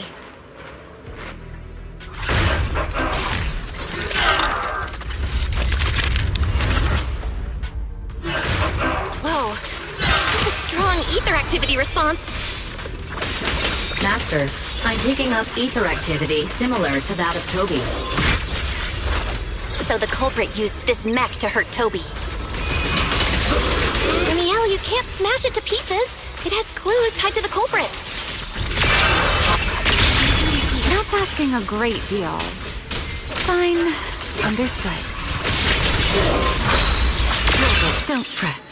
All this can be calm.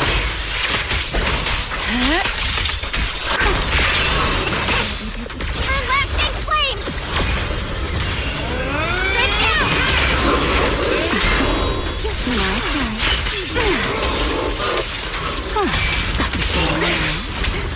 Ready to dance with me?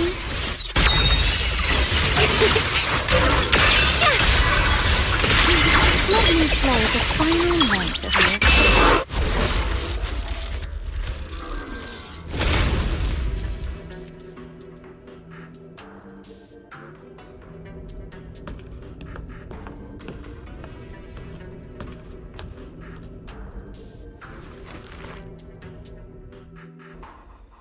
Data cross-reference complete.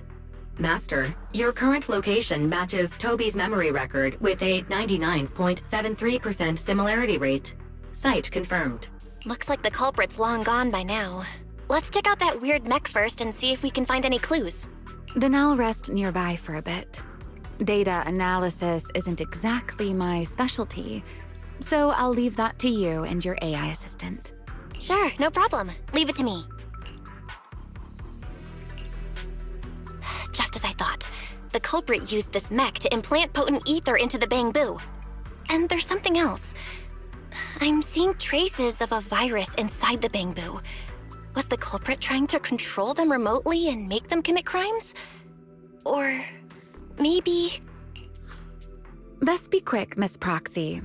I damaged that mech's ether battery during the fight, so there's no telling when it might explode. Huh? Why didn't you mention that sooner? Wait, what's this? A video? No. It looks like a photo. How is that possible? Why is he here? No, that's not possible. He should have... Serpico? How could Serpico be here? Huh? That image that flashed by just now, what was it? The culprit's face? I feel like I've seen it somewhere before. I'm not sure, but... this mech's data is way too corrupted. Fairy, can you recover that image from earlier? Understood, Master. Locating anomalous image data. Serpico? No, it can't be him. It's just someone who looks like him. I must be seeing things. It's probably because I saw Truvia earlier. That's why Serpico came to mind. I must have mistaken the culprit for him.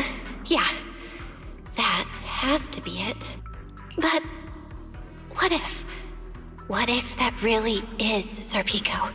You look pale, Miss Proxy. What happened? If we've gathered enough information, let's head back for now. No need to continue analysis here.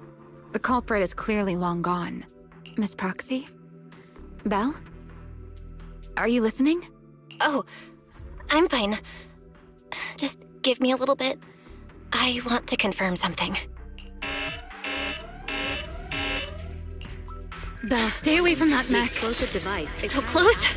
Gotta figure this out. Please evacuate now. Wait! A clue! What did you do? What did you do? You have a death wish or something? Are you trying to get yourself killed?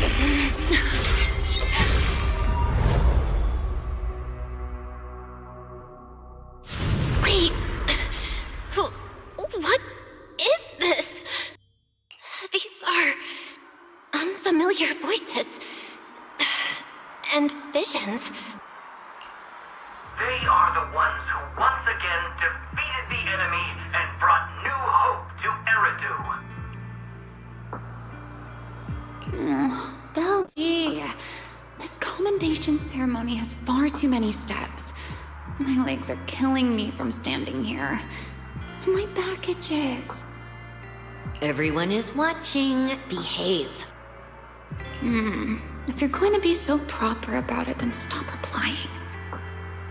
Next, please welcome Colonel Vike and Lieutenant Colonel Dan of the Guard of Stave to the stage for their commendation ceremony. Oh wait, why are you ahead of me, Belly? Shouldn't this be sorted by surname initials? Why are they using given names instead? Because it's sorted by rank. A colonel comes before a lieutenant colonel. That makes sense, doesn't it? These are Remiel's memories? But why am I seeing them? If I'm not mistaken, the person beside her is also one of the first-generation Void Hunters. A colonel of the Guard of Staves, Beliora Vike. Huh? And this one is... That is all I wish to add regarding the experiment. Professor Archie should have already gone over the rest with you. Relax, Sunbringer. It'll be fine. You and RK have already explained the experiment to us nearly 100 times, each in your own way. Then can you repeat it back to me, Remiel? Don't worry, Sunbringer. I've memorized everything for her. I'll be watching over her during the experiment as well. So, there shouldn't be any problems. What do you mean, shouldn't? Belly, you're supposed to say it'll definitely be fine. The Karma Core sealed within the Void Hunter weapon. At the moment, most of our research remains entirely theoretical. As for further resonating with it, Professor Archie's experimental plan remains only theoretically feasible. Beliora, Remiel, before the experiment officially begins, you may still back out at any time. No one will hold it against you. What are you talking about, Sunbringer? Of course someone would hold it against me. If I were to back down out of fear and throw away a chance that might let us conquer the Hollows once and for all, my future self would never forgive me for it. Sealed within a Void Hunter weapon? A Karma Core? What is that? I've never heard of it. Belly, you've been distracted today. What's on your mind? Nothing in particular. Really? Then does that mean you stepped on my feet 3 times in a row on purpose? Ugh. Come on, don't be so tense. We don't get to dance together every day. Just try to enjoy it, okay? I know what you're thinking, but look at me. I'm not worried at all. Because I know that in tomorrow's experiment, no matter what happens, you'll be right there with me, as you always have. Yeah. Just like always.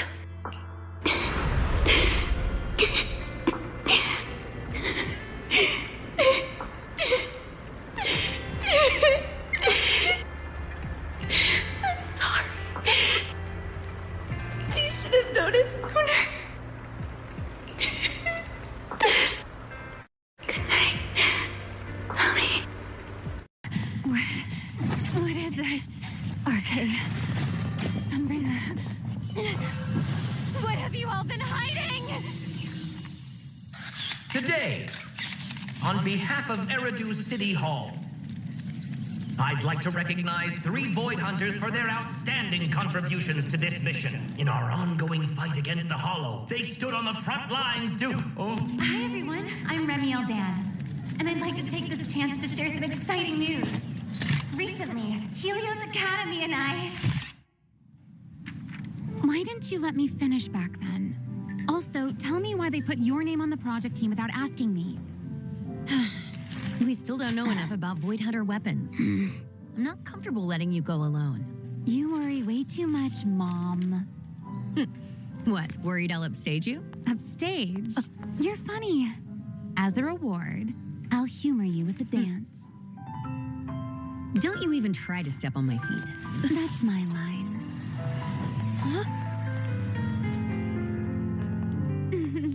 Dance obsessed worrywart. I'll dance, but don't make it a scene. Why is everyone staring at me? It's not my fault, honestly. Top of the list again. I see, don't pretend it's a surprise, please. I didn't try that hard. Trust me. Just like that time miles ahead. When they call, I'm already there. Watch it once, you'll understand. I don't lose, I only win. But I've seen you when you couldn't breathe. When no one's there and they're just you beneath. And maybe you say it's fine, it's just a lot. But I know it's really not.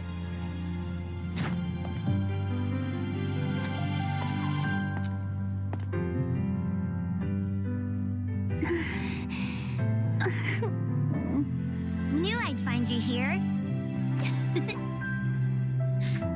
First place again? Could you teach me how to dance? Some things can only be done by people with talent. If this works, humanity will be one step closer to conquering the Hollows. Someone has to do it. If you want in on this experiment, then come. Not worried about me upstaging you anymore? Someone's optimistic. Oh, right. Here's your gift. I promised, didn't I? Well then, here's hoping everything goes smoothly. Experiment failed. Repeat, experiment failed. The ether activity within Colonel Pike is increasing. She's transforming into an enchainer.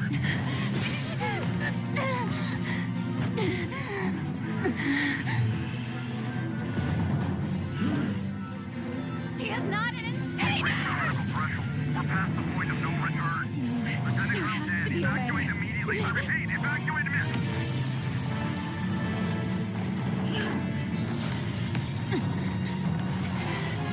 Am I going to end up like that too? The more I use Thalmia, the more my mind... No!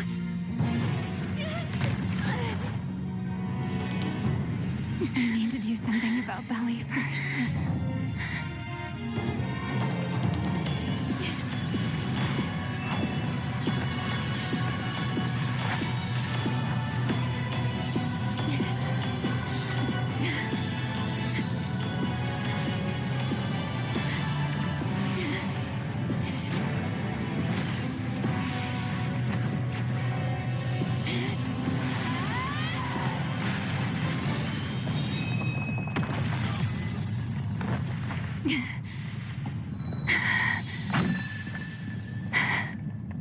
Belly, it's time for you to rest.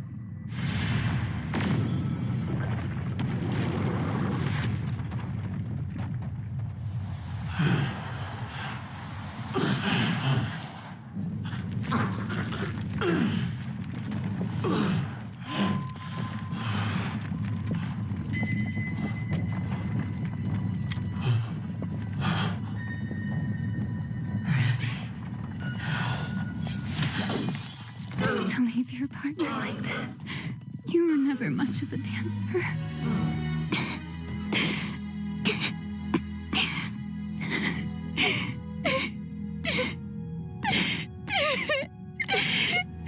I'm sorry. I should have noticed sooner. Good night, Polly.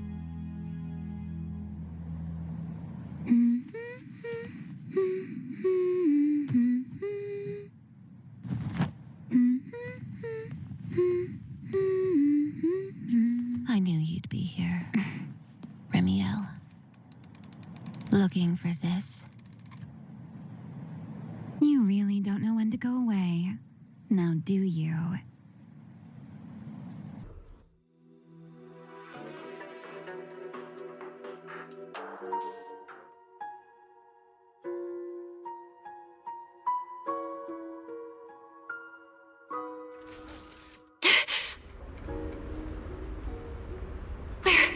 Am I? You're in someone else's home, sleeping in someone else's bed. Please tell me you don't drool in your sleep. Remiel? Wait, is this the Enna Gang's hideout? Correct. It looks like you're still in good shape. That whole ordeal didn't scramble your brain after all. Tell me, what did you see? Now, don't go quiet on me, Miss Proxy. Unless, are you perhaps a little too bashful to speak up? Worried you might be mistaken for a peeping Tom? I'll go first then. I saw you, your brother, and those two classmates of yours. What were their names again? Truvia and... Serpico. Oh, right, Serpico. So that's what happened between you all. No wonder you were so shaken. Why were we able to see each other's memories? That is not a question I can answer for you. After all, I have only experienced it twice myself. Twice? Mm-hmm. The previous time was when I retrieved Thaumiel from within you. I was really caught off guard, too. I had no idea what was happening. It felt like a flood of memories that weren't my own poured into my mind all at once. Though it seems you have no recollection of it whatsoever. Maybe you were already on the verge of losing consciousness then, and felt nothing at all. All right. It seems I am the one who'll be mistaken for a voyeur. For the record, I didn't mean to pry. So, can you tell me now? What exactly did you see? I saw you, Colonel Vike, and Lady Sunbringer. You were talking about something called a karma core, and after that... Not long after that, Belly died. I killed her with my own hands. Remiel. I'm sorry, Belle. I know I was the one who brought this up, but I'd rather not talk about it anymore. It's getting late. You should head back to Amber Hall.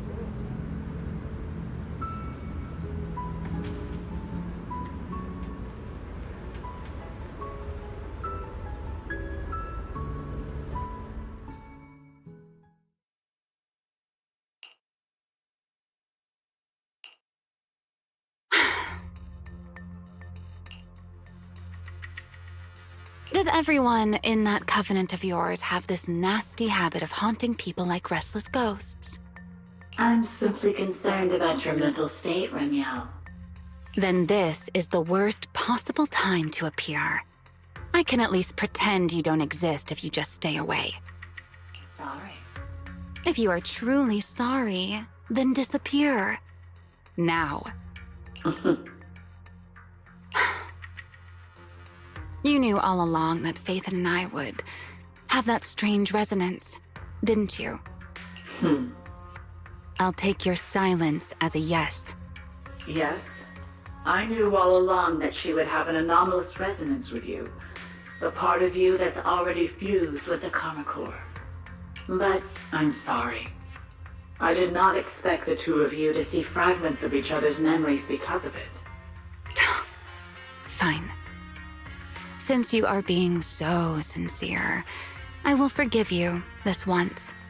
So, why did you show up this time? Surely you didn't come all this way just to apologize. After your previous encounter with Eldrada, I'm sure you've realized what the three Sunbringers of Rose Kalifer truly are. Perhaps. I'm not drawing any conclusions here, but I have a fairly good guess. Sunbringer. She always did have a habit of taking things too far.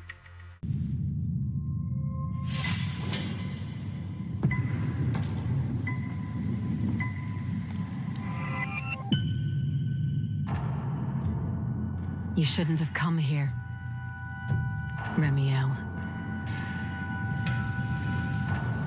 After all this time, shouldn't you be a little more welcoming of your old friend here? What do you think, Senior? Turn back now. Or... Fine. Truth is, I wasn't really sure how to greet you either.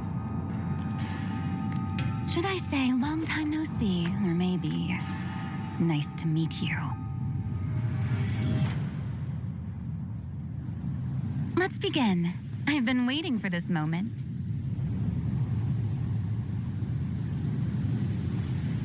Void Hunter trial. Only you could come up with that. This honor was always meant to be yours. Why not accept it gracefully? If I hadn't suggested this, you never would have accepted my challenge. Isn't that right?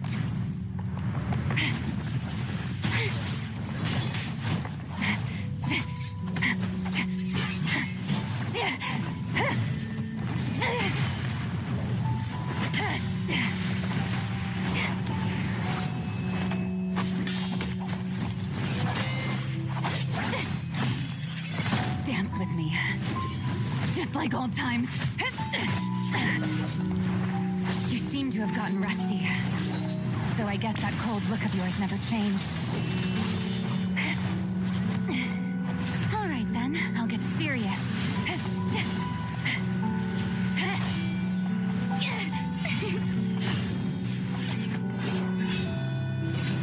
Everyone calls you the hero who dissolved the Hive Lord Hollow. Such an inspiring anecdote, isn't it? And yet nobody knows that what they've all placed their faith in is just a beautiful lie. You're a terrible dance partner, you know that? No one wants to get their foot stepped on. I'll forgive you this time. Now, again.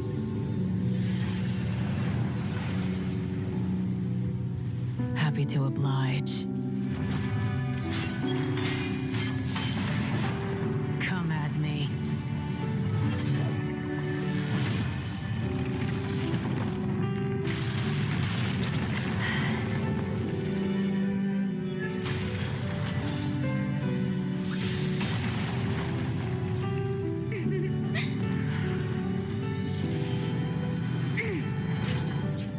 Wow, you're good.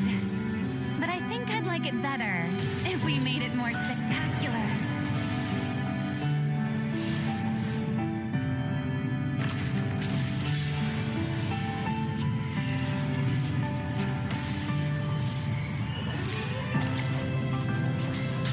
And this grand, magnificent celestial nexus, this supposed utopia everyone takes pride in. Just how many lies have you spun to protect this so-called truth? What exactly are you afraid of? How...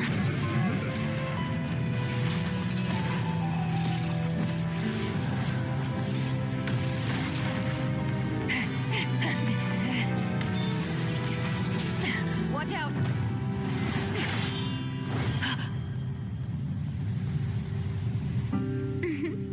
I take it back. My dance partner's not so bad after all. I won't count this as your loss. Welcome aboard, Void Hunter, Remiel.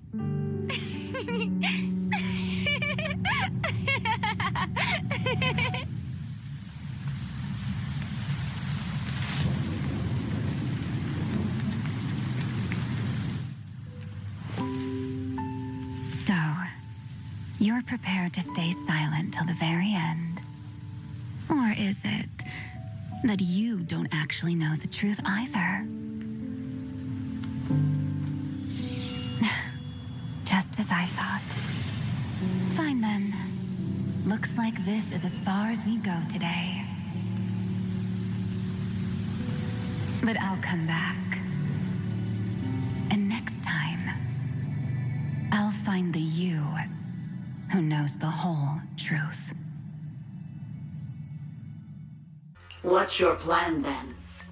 My plan? Well, how about a short summer vacation here in Rose Califer for now?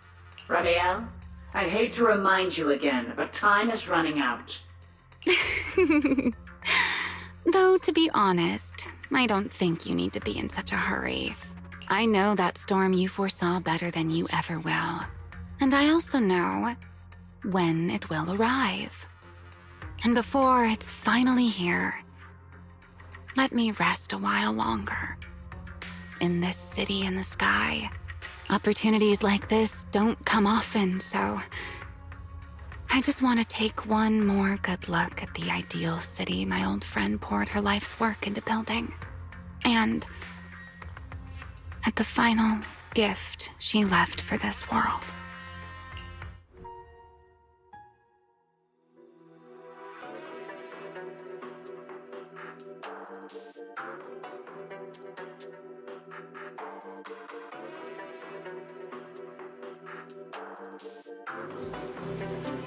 I've never seen Remiel look that sad before. What really happened between Remiel, Colonel Vike, and Lady Sunbringer? Never mind. Now's not the time to get stuck on that. I should head back to Amber Hall and check the data we collected.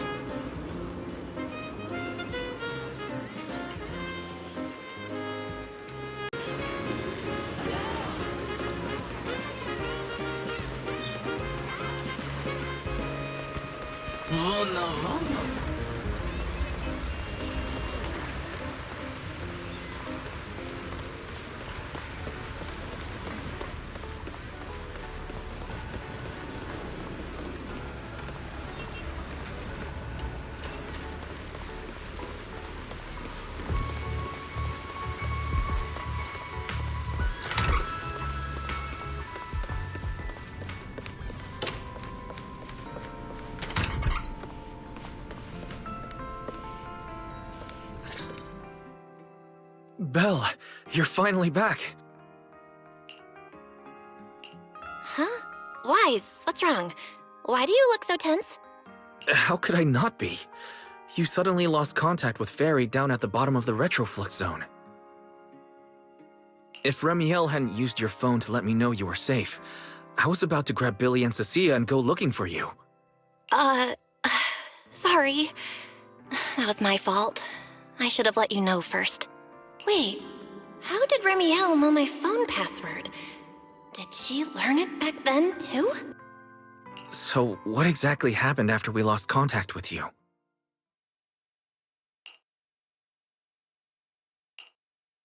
You shared each other's memories. Can our ocular implants actually do something like that?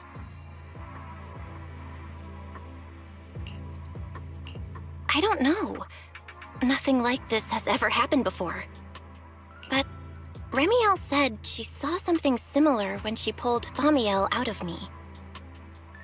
I think Thaumiel and my ocular implants must have had some kind of weird reaction or a resonance. True. Thaumiel was there both times. But you've spent quite some time with Remiel before, and nothing like this has happened, right?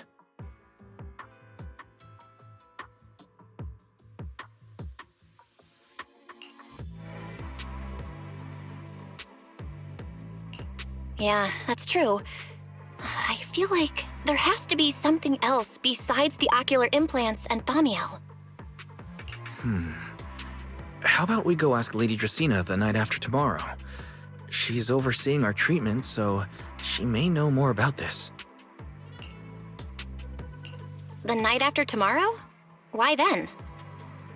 Lady Dracaena will be hosting a welcome banquet for the guests at the CCD reception hall. We received invitations as well. Lady Draceena's hosting it herself. Does that mean the CCD's singularity leakage issue has already been resolved? Most likely. Otherwise, she wouldn't have scheduled it. I heard there's another welcome banquet happening in Virium at the same time. Lady Linvern and the ESD are hosting it for guests who still haven't been cleared to land in Buastrom.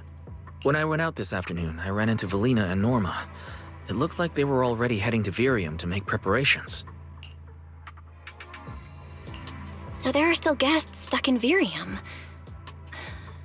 Do you think that person who looked like Sir Pico could really have been... No, Belle.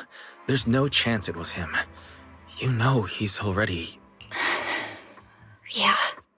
It's all right. I understand. Seeing Truvia again was bound to stir up old memories. But that's all in the past now. Sir Pico, Helios Academy. They're gone. Jeez, Wise. How come you look even more upset than I do? Come on, that's enough doom and gloom for one night. Time for bed.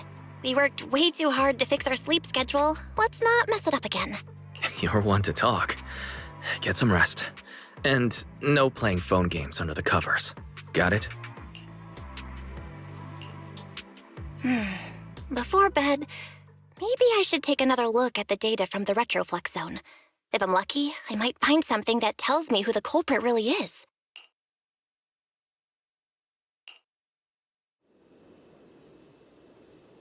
Belle? Your light's still on. Are you still working? Belle?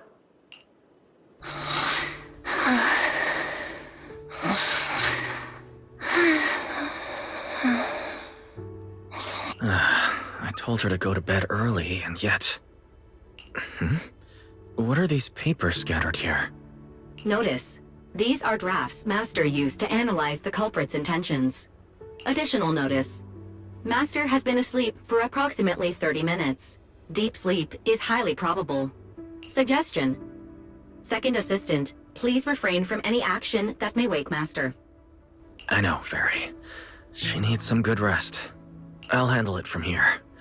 That's what the Second Assistant is for. Negative. Correction. Second Assistant will complete it under Supreme Assistant's direction. All right. I'm counting on you then, Supreme Assistant. Fairy, give me a quick summary of everything we've established so far. Understood. Displaying all current findings and analysis for Second Assistant. Finding 1. The culprit's victims share no common traits. Their identities are of limited use for further deduction. Finding 2. Whenever the culprit implanted potent ether into each Bangbu victim, he also set a specific activation time and activation location. So for the culprit, what matters is the time and location, not the victims' identities. Affirmative. Based on current information, the most meaningful data is the time and location of each singularity leakage. Fairy, can you pull up Airspace Patrol's recent records? Start from when singularity leakages began appearing frequently. I want to see when and where each occurred. Understood. Accessing Airspace Patrol's internal network. Wait, Fairy. Why are you hacking into Airspace Patrol's intranet? How do we even explain this if they catch us? Just stick to the public records. Too late, Second Assistant. Intrusion and search processes complete. A complete schematic has been generated for Second Assistant, with all singularity leakage times and locations marked. So these circles mark where each singularity leakage appeared, right? The energy hub, the retroflux zone, the CCD. Looking at the map, they appear to be randomly scattered around Buastrom. Oh, right. I remember now. Even after a singularity leakage disappears, there's still a window where it can be reactivated. Affirmative. Such events exist in archived records. Fairy, could you mark the locations of these reactivated singularity leakages as well? Understood. Corresponding locations have been added to the map for Second Assistant. Huh. The positions changed a lot.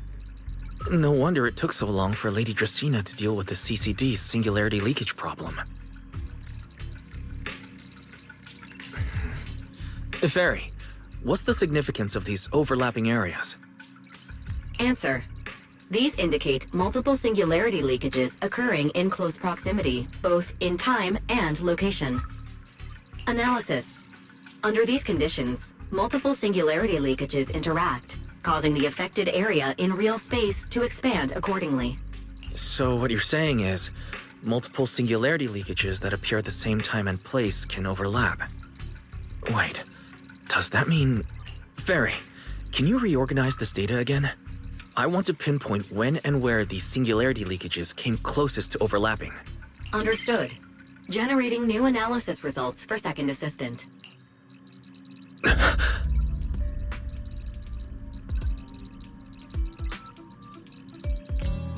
This is it. This has to be it.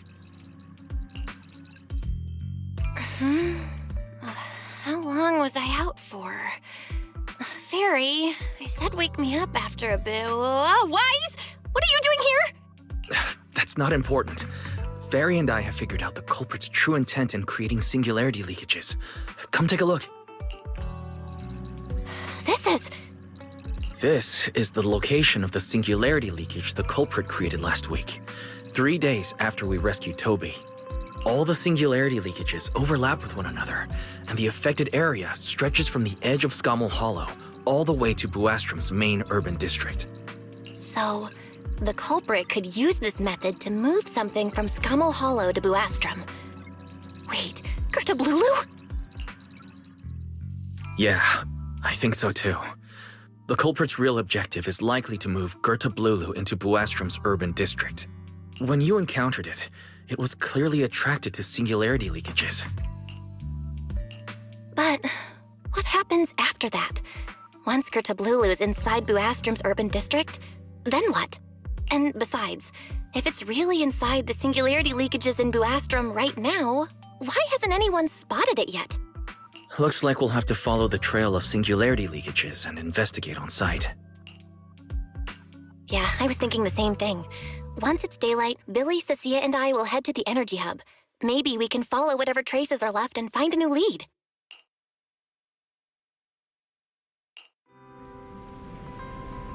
I don't think I slept very well. Whatever. I should head downstairs and find Billy and the others first.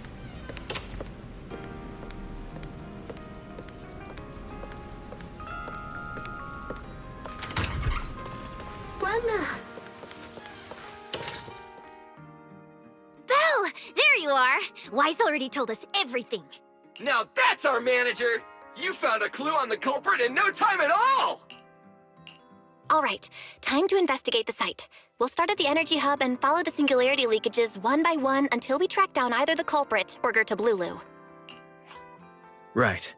Fairy and I will stay here and provide remote support, as always. Belle, if you end up running into the culprit or Gertablulu, your safety comes first. Don't take any unnecessary risks. Don't worry, Wise. I'll be extra careful. Promise. We'll protect the manager too! Yeah, don't worry, Wise. If anything goes wrong, I'll grab Belle and make a run for it. Oh, sorry, Billy. You're on your own, buddy. No problem! A Starlight Knight always protects their companions until their dying breath! Wow. Seriously? Come on, don't say stuff like that. It's bad luck. Anyway, it's getting late. Let's go!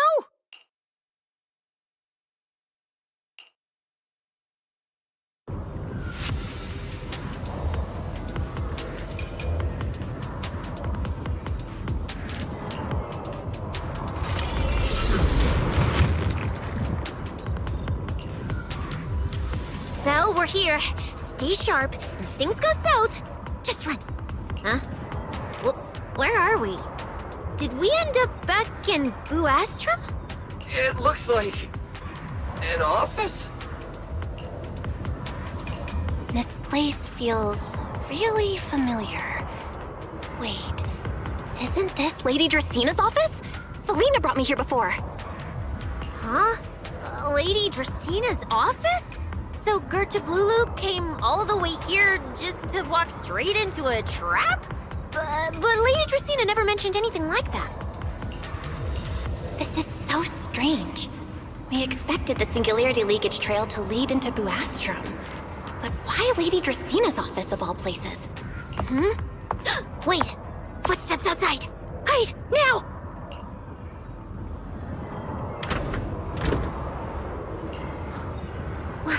You startled me. What are you all doing here?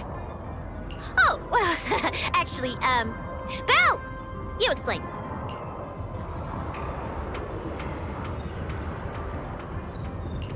I see.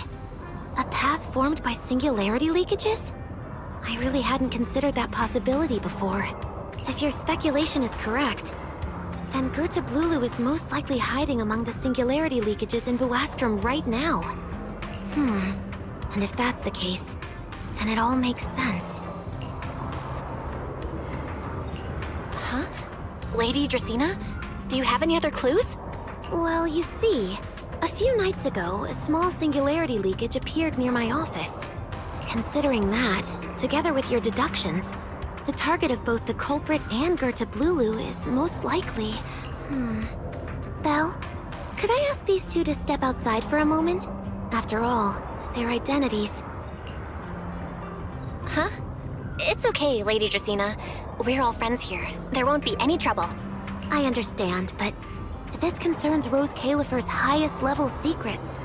The fewer people who know, the better. Especially considering who these two are.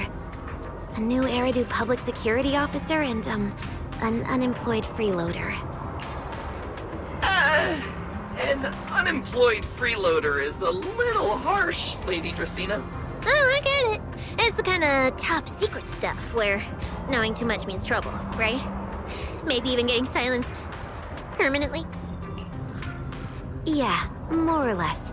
It's a bit complicated, so Belle and I will need some time to talk. Cecilia and Billy, you can return to Amber Hall and rest. Once we're done, someone will escort Belle back to you. Right away! No problem, Lady Dracena. Me and this robot vacuum will disappear right now. We already stopped listening.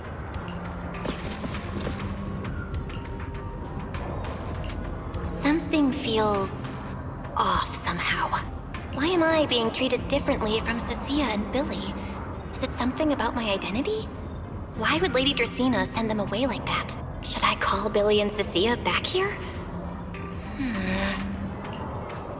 What is it, Belle? Something on your mind? It's nothing, Lady Dracena. Come here, Belle. I'll tell you what happened that night. That night, I had just returned to my office when I sensed an unusually strong ether presence in the air. The source seems to be somewhere around here. Now that you mention it, yeah. I can still feel a faint trace of ether in this room. Aside from the residual ether, these documents were scattered across the floor at the time. Lady Dracena, do these documents have something to do with what happened? Compare them with what you have found. Once you read them, you will understand. CCD facility renovation plans, personnel transfer records, Rosetta data daily reports. These don't really have anything in common, do they? What's going on? My eyes just... Huh? Wait, that ethereal broke in here days ago. So why is there still ether residue? And the ether isn't coming from in front of me. It feels more like behind me.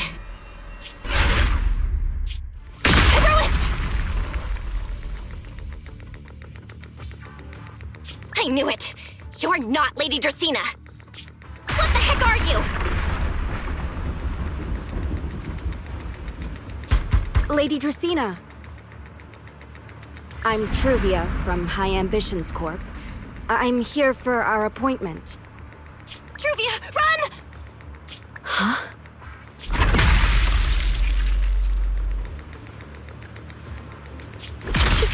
Truvia! No. Move, now!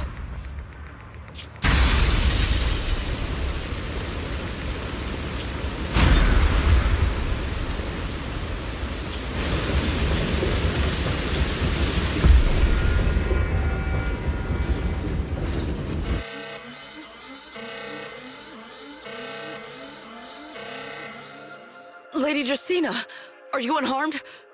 We received word that something inside the CCD... Is that... Miss Truvia? How did this... Sigrid? Oh, thank goodness, just in time. Hurry, help me stop the bleeding. Yes, Lady Justina. This is my fault. I shouldn't have left her here alone with Belle. Belle? Lady Justina, forgive my boldness, but do you mean... Miss Belle gravely wounded Miss Truvia? Yes, that's what happened. What I mean is, I never realized there was such a deep animosity between Belle and Truvia. But I believe Belle must have acted on impulse. She would never do this otherwise.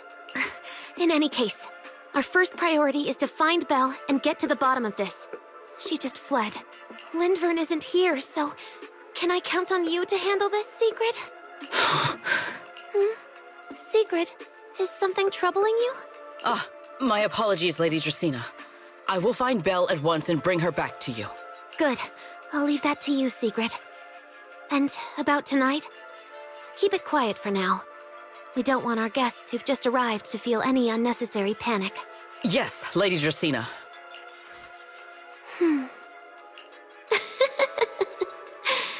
Go, Sigrid.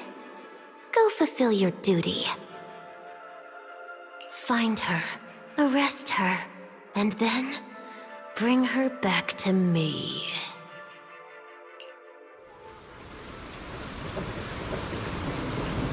Hey, Rois! Why? Why did you pull me back? Truvia, she was right there! Why wouldn't you let me save her? Because she's beyond saving. Huh? Her wounds were clearly fatal. There was no way to save her. And that thing that appeared like Sunbringer, we cannot face it on our own. But aren't you powerful, Pyrois? You're supposed to be powerful, Pyrois! So why? Why didn't you use that power to save her? Are you sure? Do you really want to see the rest of Rose Califer buried alongside your old classmate? Acting on impulse won't save her, and it won't help you either. Take some time to clear your head in the rain before that thing finds you. And then go do what only you can do. What you have to do. Something only I can do. But right now, I can't do anything.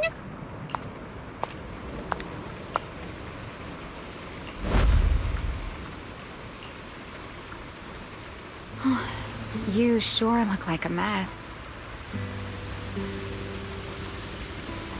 It's only been one day. How did you end up like this? Remiel, why are you here? The airspace patrol alarms have been going off non-stop.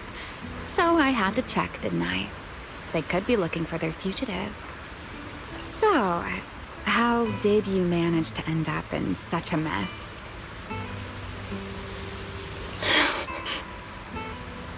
All right. If you don't want to talk, fine.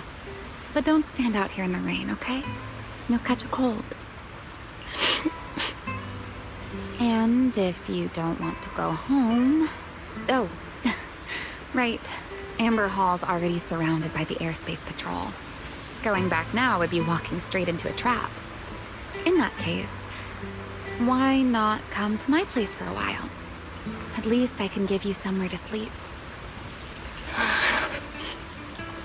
If you don't answer, then I'll take your silence as a yes.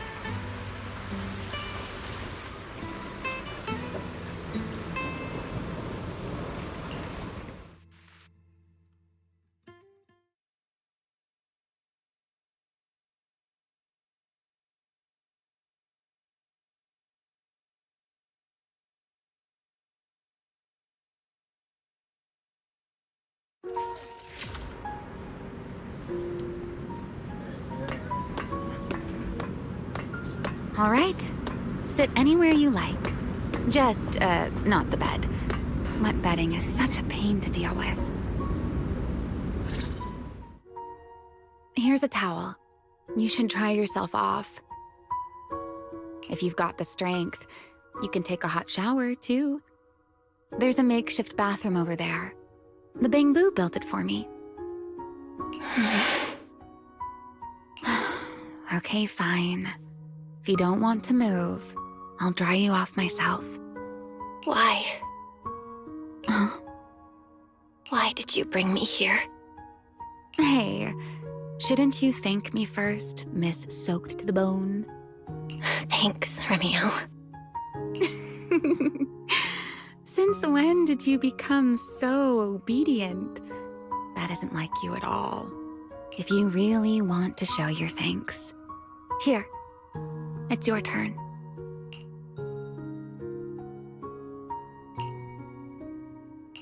My turn? To do what?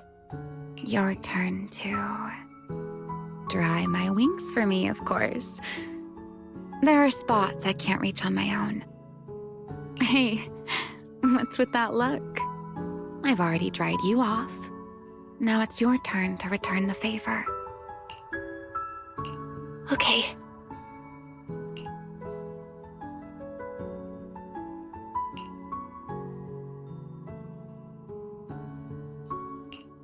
You know, Belle, I've never liked rainy days. The rain always leaves my wings soaked and heavy. Shake as I might, I can never quite dry them. The same goes for taking a shower, though at least I can manage to keep my wings from getting too wet. Wet wings must feel really uncomfortable, right? Yes, honestly, it's miserable and such a hassle to manage. A hairdryer is useless. Too hot and I start shedding. Too cold and I catch a chill. But I can't just wait for them to air dry. It takes forever, and I'm way too impatient for that. Besides, it leaves this strange smell that I can never wash out. So, the best solution is a slow towel dry like this. But with wings this large, there are always spots I can't reach. Before, if I got caught in the rain, I'd sneak onto Belly's bed and roll around, drying my wings on her sheets. Huh? Wait, hold up. How on earth could you just barge into someone else's bed? Wouldn't she be furious? It was fine as long as I didn't get caught. Though, of course, whenever Belly did notice me, she was absolutely furious. And no matter how angry she was, in the end, she'd always do just what you're doing now. Slowly drying the spots that were still damp. Belle, do you know what New Eridu's records say about what became of Belly and me? I remember something about an operation called the Day of Silence. You and Colonel Vike were involved in an accident, and then both died in the line of duty. Yes, died in the line of duty. Such a noble, dignified phrase. Though, in a sense, it isn't entirely wrong. After all, for us Void Hunters, our first and only duty was to suppress the Karma Core inside our weapons.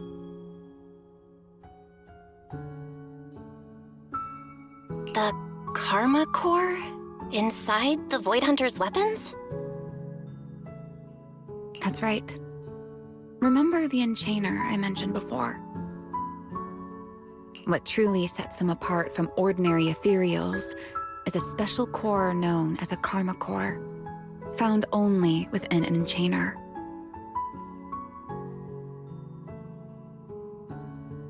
According to RK, a karma core differs from an ordinary ether core.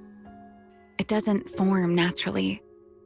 It is something made directly by the Creator. The Creator made the karma cores, a power capable of rewriting the laws within hollows, and used them as the cores to create the enchainers of the Great Hollows. That's the gist of it, at least. Back then, after a long and bitter struggle, we finally were able to bring down one of the enchainers. But the karma core itself could not be destroyed.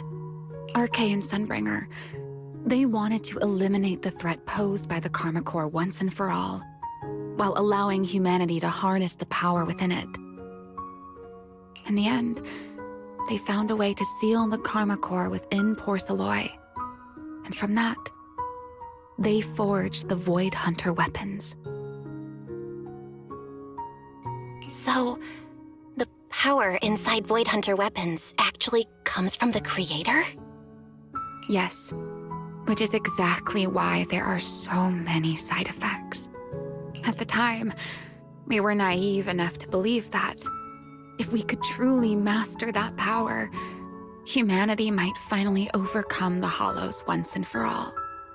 So, when RK and Sunbringer proposed the plan, we never doubted it for a moment.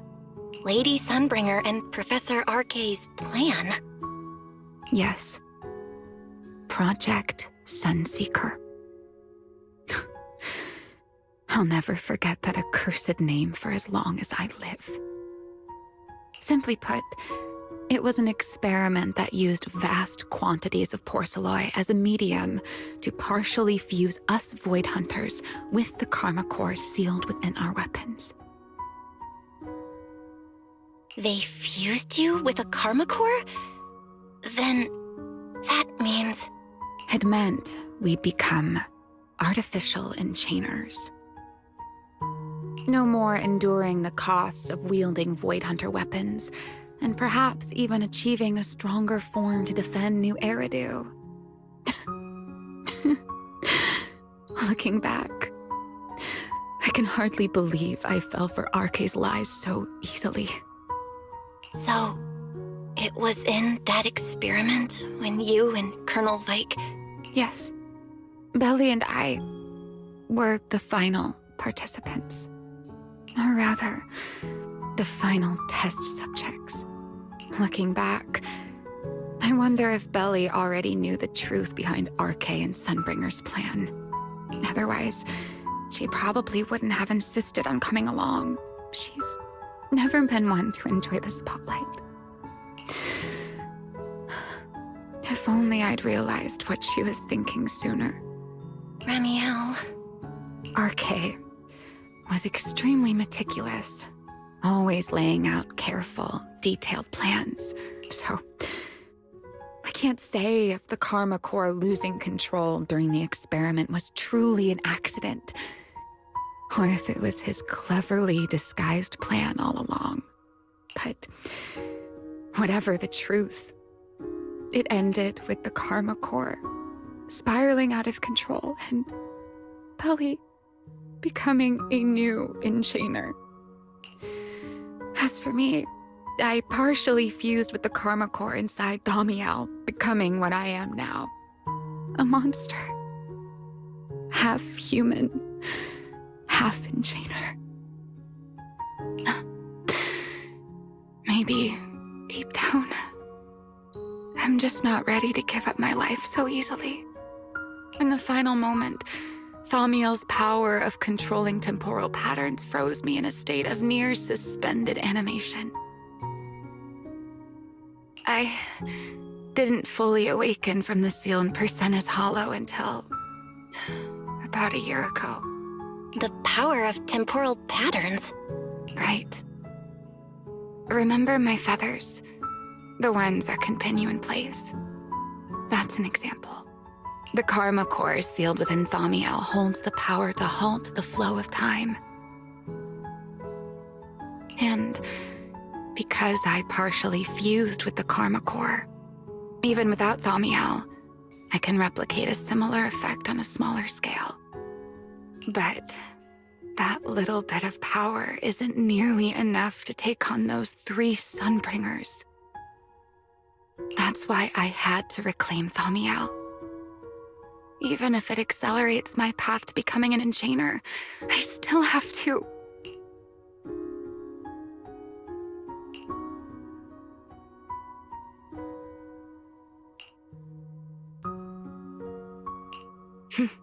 Never mind. Enough about me. Why am I even telling you all of this? Still, now that I've told you so much...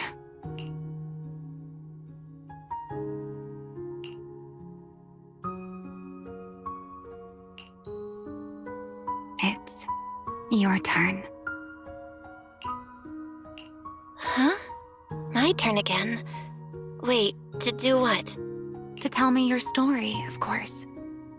Let's call it another round of our little Q&A game.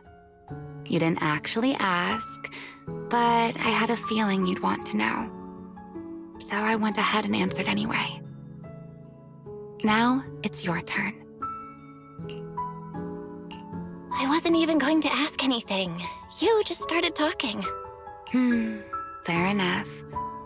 But once you say certain things out loud, they don't weigh on you quite as much anymore. Or perhaps you'd like a little help getting started? Let me think.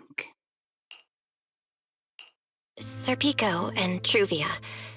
They transferred to Helios not long after Wise and I started there. They came from a prominent background. They were the adopted children of Masyant, the head of High Ambitions Corp. On top of that, they were excellent students. It didn't take long for them to become the talk of the academy. We were all studying under Miss Carroll at the time, and before long, we became close friends. Back then, we were full of big dreams. We wanted to fully understand the Hollows, maybe even conquer all 6 Great Hollows, or as our teachers like to put it, seize the sun called Helios. Later, because the 4 of us had the top grades, we became the only 4 people ever to have smart ocular implants.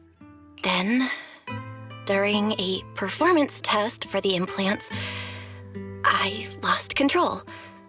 Serpico, he died because of me. When I finally woke up in the hospital, I learned that Truvia had been taken away by people from High Ambitions the day after the incident. The next time I saw her was during the fall of the old capital. She was with one of High Ambition's rescue teams. To be honest, I never imagined we'd meet again like that. Wise and I were both badly injured at the time, but we still wanted to go back to the ruins of Helios, and save as many people as we could. We begged Truvia for High Ambition's help. We were willing to guide them through the Hollows, willing to do whatever they asked of us, but she refused, without a moment's hesitation. What happened after that is kind of a blur. But on that day, no one made it out of Helios alive, except Wise and me. Then, in Rose Califer, I saw Truvia again. We talked about the past, but the way she spoke about it felt like she was talking about someone else's life. I don't know how to face her. And ever since then, no matter what I do, I can't shake the feeling that I'm being watched. That gaze. I don't know whether it was Truvia's or Serpico's or... Perhaps it was your own. The you from the past. The one who kept thinking, if only I'd done something sooner. The one who never managed to forgive themselves. Making peace with the past isn't easy. And sometimes, you don't get the chance at all. Yeah, there won't be another chance. Truvia, she was killed by Dracena. By by that thing pretending to be Dracaena? Something pretending to be Dracaena? Belle, what exactly happened before I found you? Will you tell me? I see. So that means Dracaena, the youngest of the Sunbringers, had already... No. Judging from the timeline and the outcome, perhaps not yet.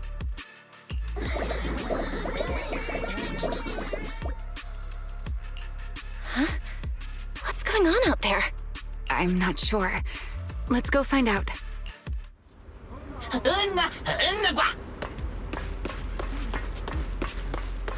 Forgive me, but I cannot obey.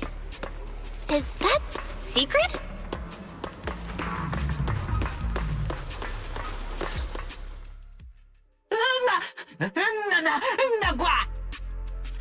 I am afraid I cannot comply. I know Miss Belle is here, and I have come to take her back. Please do not stand in the way of my duty. Sigrid. She won't be easy to fool. Belle, hide for now. I'll think of something.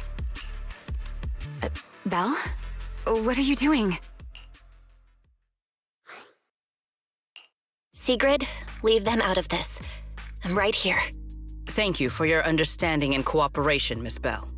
But... I'm sorry. I can't go back with you.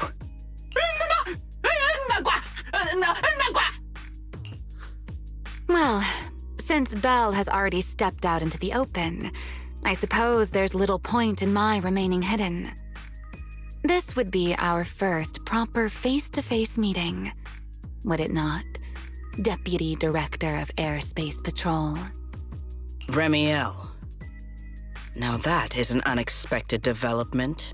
Miss Belle, Lady Dracaena has ordered a search for you. But our only aim is to uncover the truth of what happened inside the CCD. So please, come back with me. As for this fugitive wanted for the attempted assassination of Lady Eldrada...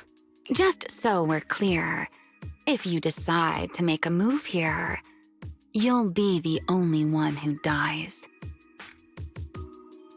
How can you be so sure before you actually try?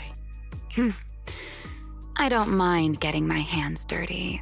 I am a fugitive after all. Hardly a saint to begin with. But are you really willing to die like this? As a puppet controlled by that monster without ever learning the truth? Then speak plainly. I have no patience for riddles.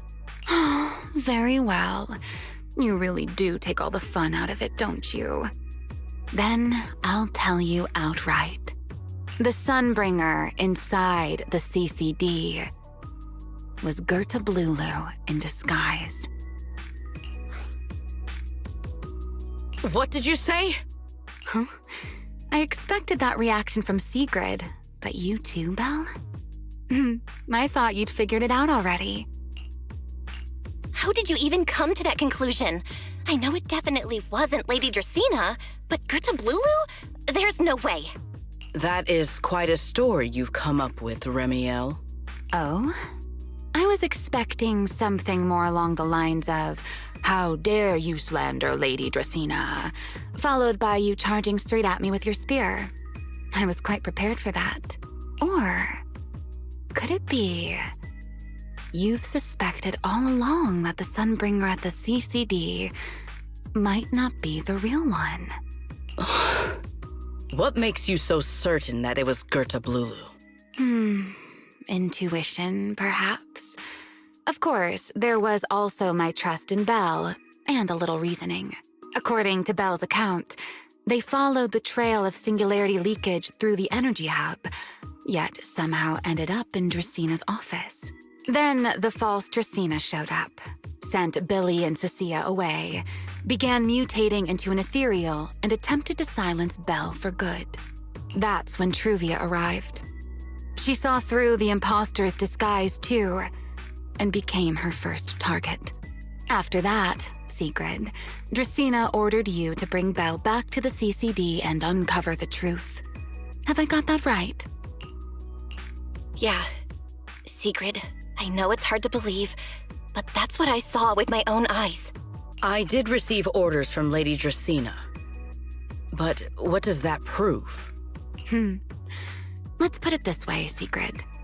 Before you arrived, based solely on Belle's description, I assumed Lady Dracena's karma core had gone out of control and turned her into an enchainer. But from what we've seen before, if that were the case, there is no way she could have retained her human consciousness, much less continued issuing orders to you. With that possibility ruled out, and considering Belle's discovery of the singularity leakages, along with the recent appearance of multiple enchainer larvae, it is entirely possible that either Gertablulu or Bashmu entered the CCD through the singularity leakage, and, through the karma core, became partially fused with Dracaena. How could that even be possible? It seems you have at least a basic understanding of enchainers and karma cores. Good. That saves me a fair bit of explanation.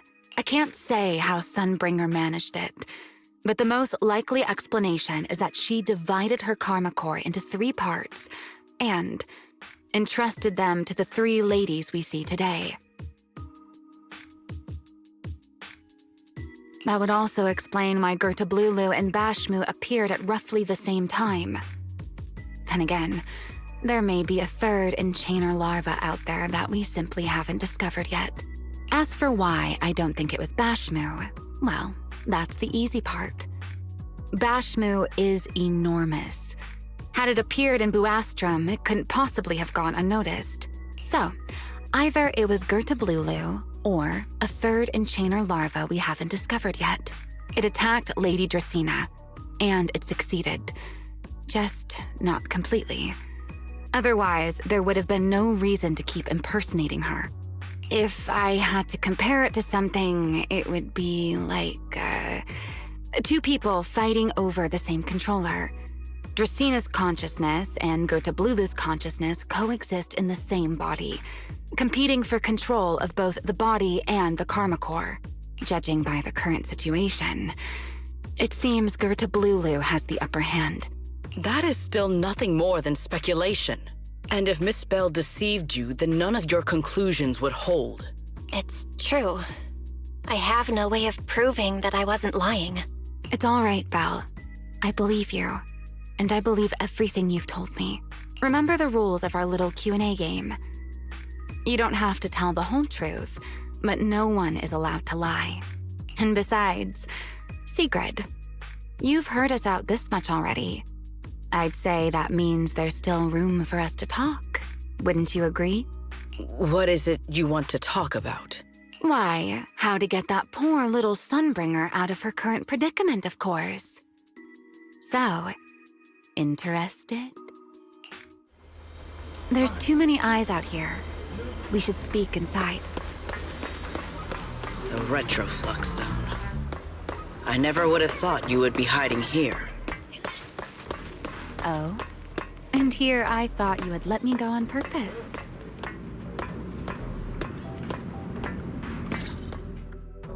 I never expected the Airspace Patrol surveillance network to have such a glaring blind spot.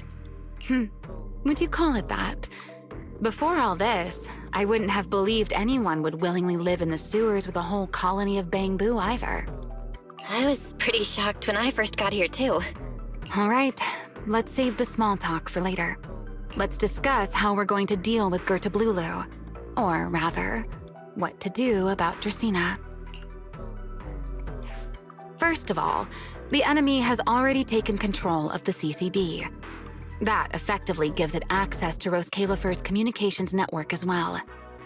In other words, we can't communicate with anyone through electronic means right now. If we do, it'll notice us almost immediately. Lady Dracaena did give orders to keep a close watch on any unusual communication signals within the island. See? The enemy is already starting to show the cloven hoof. No offense to horse tyrants, of course. Go on. Dealing with it wouldn't actually be difficult. The real problem is how to do it quietly. Even I can't be sure I could bring it down in a single strike. None of us knows how deeply it has fused with the Karma Core. If we act rashly, worst case, everyone in Roscalifer ends up witnessing Lady Dracaena turn into an ethereal. And by then, even if we manage to save Dracaena, to Roscalifer, all we've really done is save a monster that could turn into an ethereal at any moment. I never thought you cared about Roscalifer's order and stability. Why wouldn't I? This is the utopia my friend built with her own hands. Remiel's right. We need a way to keep the imposter contained without drawing any attention. Sneaking back into the CCD again probably won't work. Even if Sigrid helped us and cleared out all the guards, the imposter would catch on the moment she did anything out of the ordinary. Unless we could somehow lure the imposter out of the CCD and into somewhere isolated. Somewhere no one would notice. Wait. Remiel, Sigrid, I've got it! A way to deal with that imposter without anyone ever finding out. Oh? Please, go on. Tomorrow evening, the CCD will be holding a welcoming banquet for the island's guests in its reception hall. It's supposed to be hosted by Lady Dracaena herself, which means she's definitely going to be there. That does sound promising. We could go in as guests instead of forcing our way into the CCD. That would save us a great deal of trouble. But, Miss Bell, with so many guests around, how do you plan to stay unnoticed?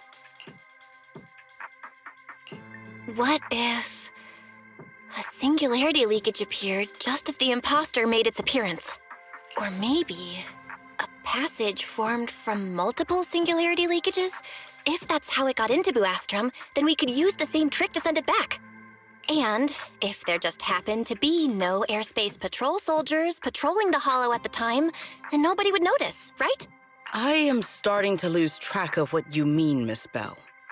How are you going to make a singularity leakage appear in the CCD reception hall at that exact time?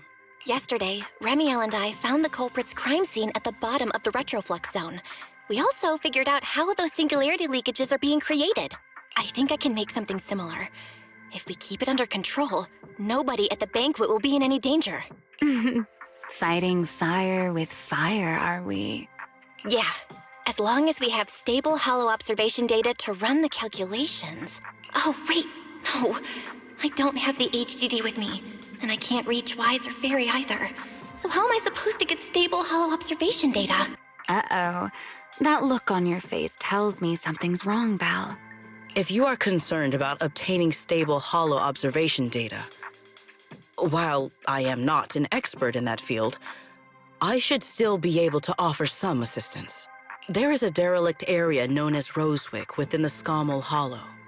During patrols, we discovered equipment there that is similar to what the CCD uses to process Rosetta data. However, due to their excessive size, they were left abandoned on site and never retrieved. If that equipment still works, then that might just do it. But without Databoo handling the calculations, it'd probably take forever to... The Enogang's Bangboo! Most of the Enogang's Bangboo used to be CCD Databoo. If they're willing to help us. Don't you remember, Belle? In their eyes, those 3 Sunbringers are all imposters. Anyway, leave this to me. At the very least, Prophet Boo should be willing to do me this favor. That leaves one final question. How are we supposed to get into Scommel Hollow without tipping off the imposter?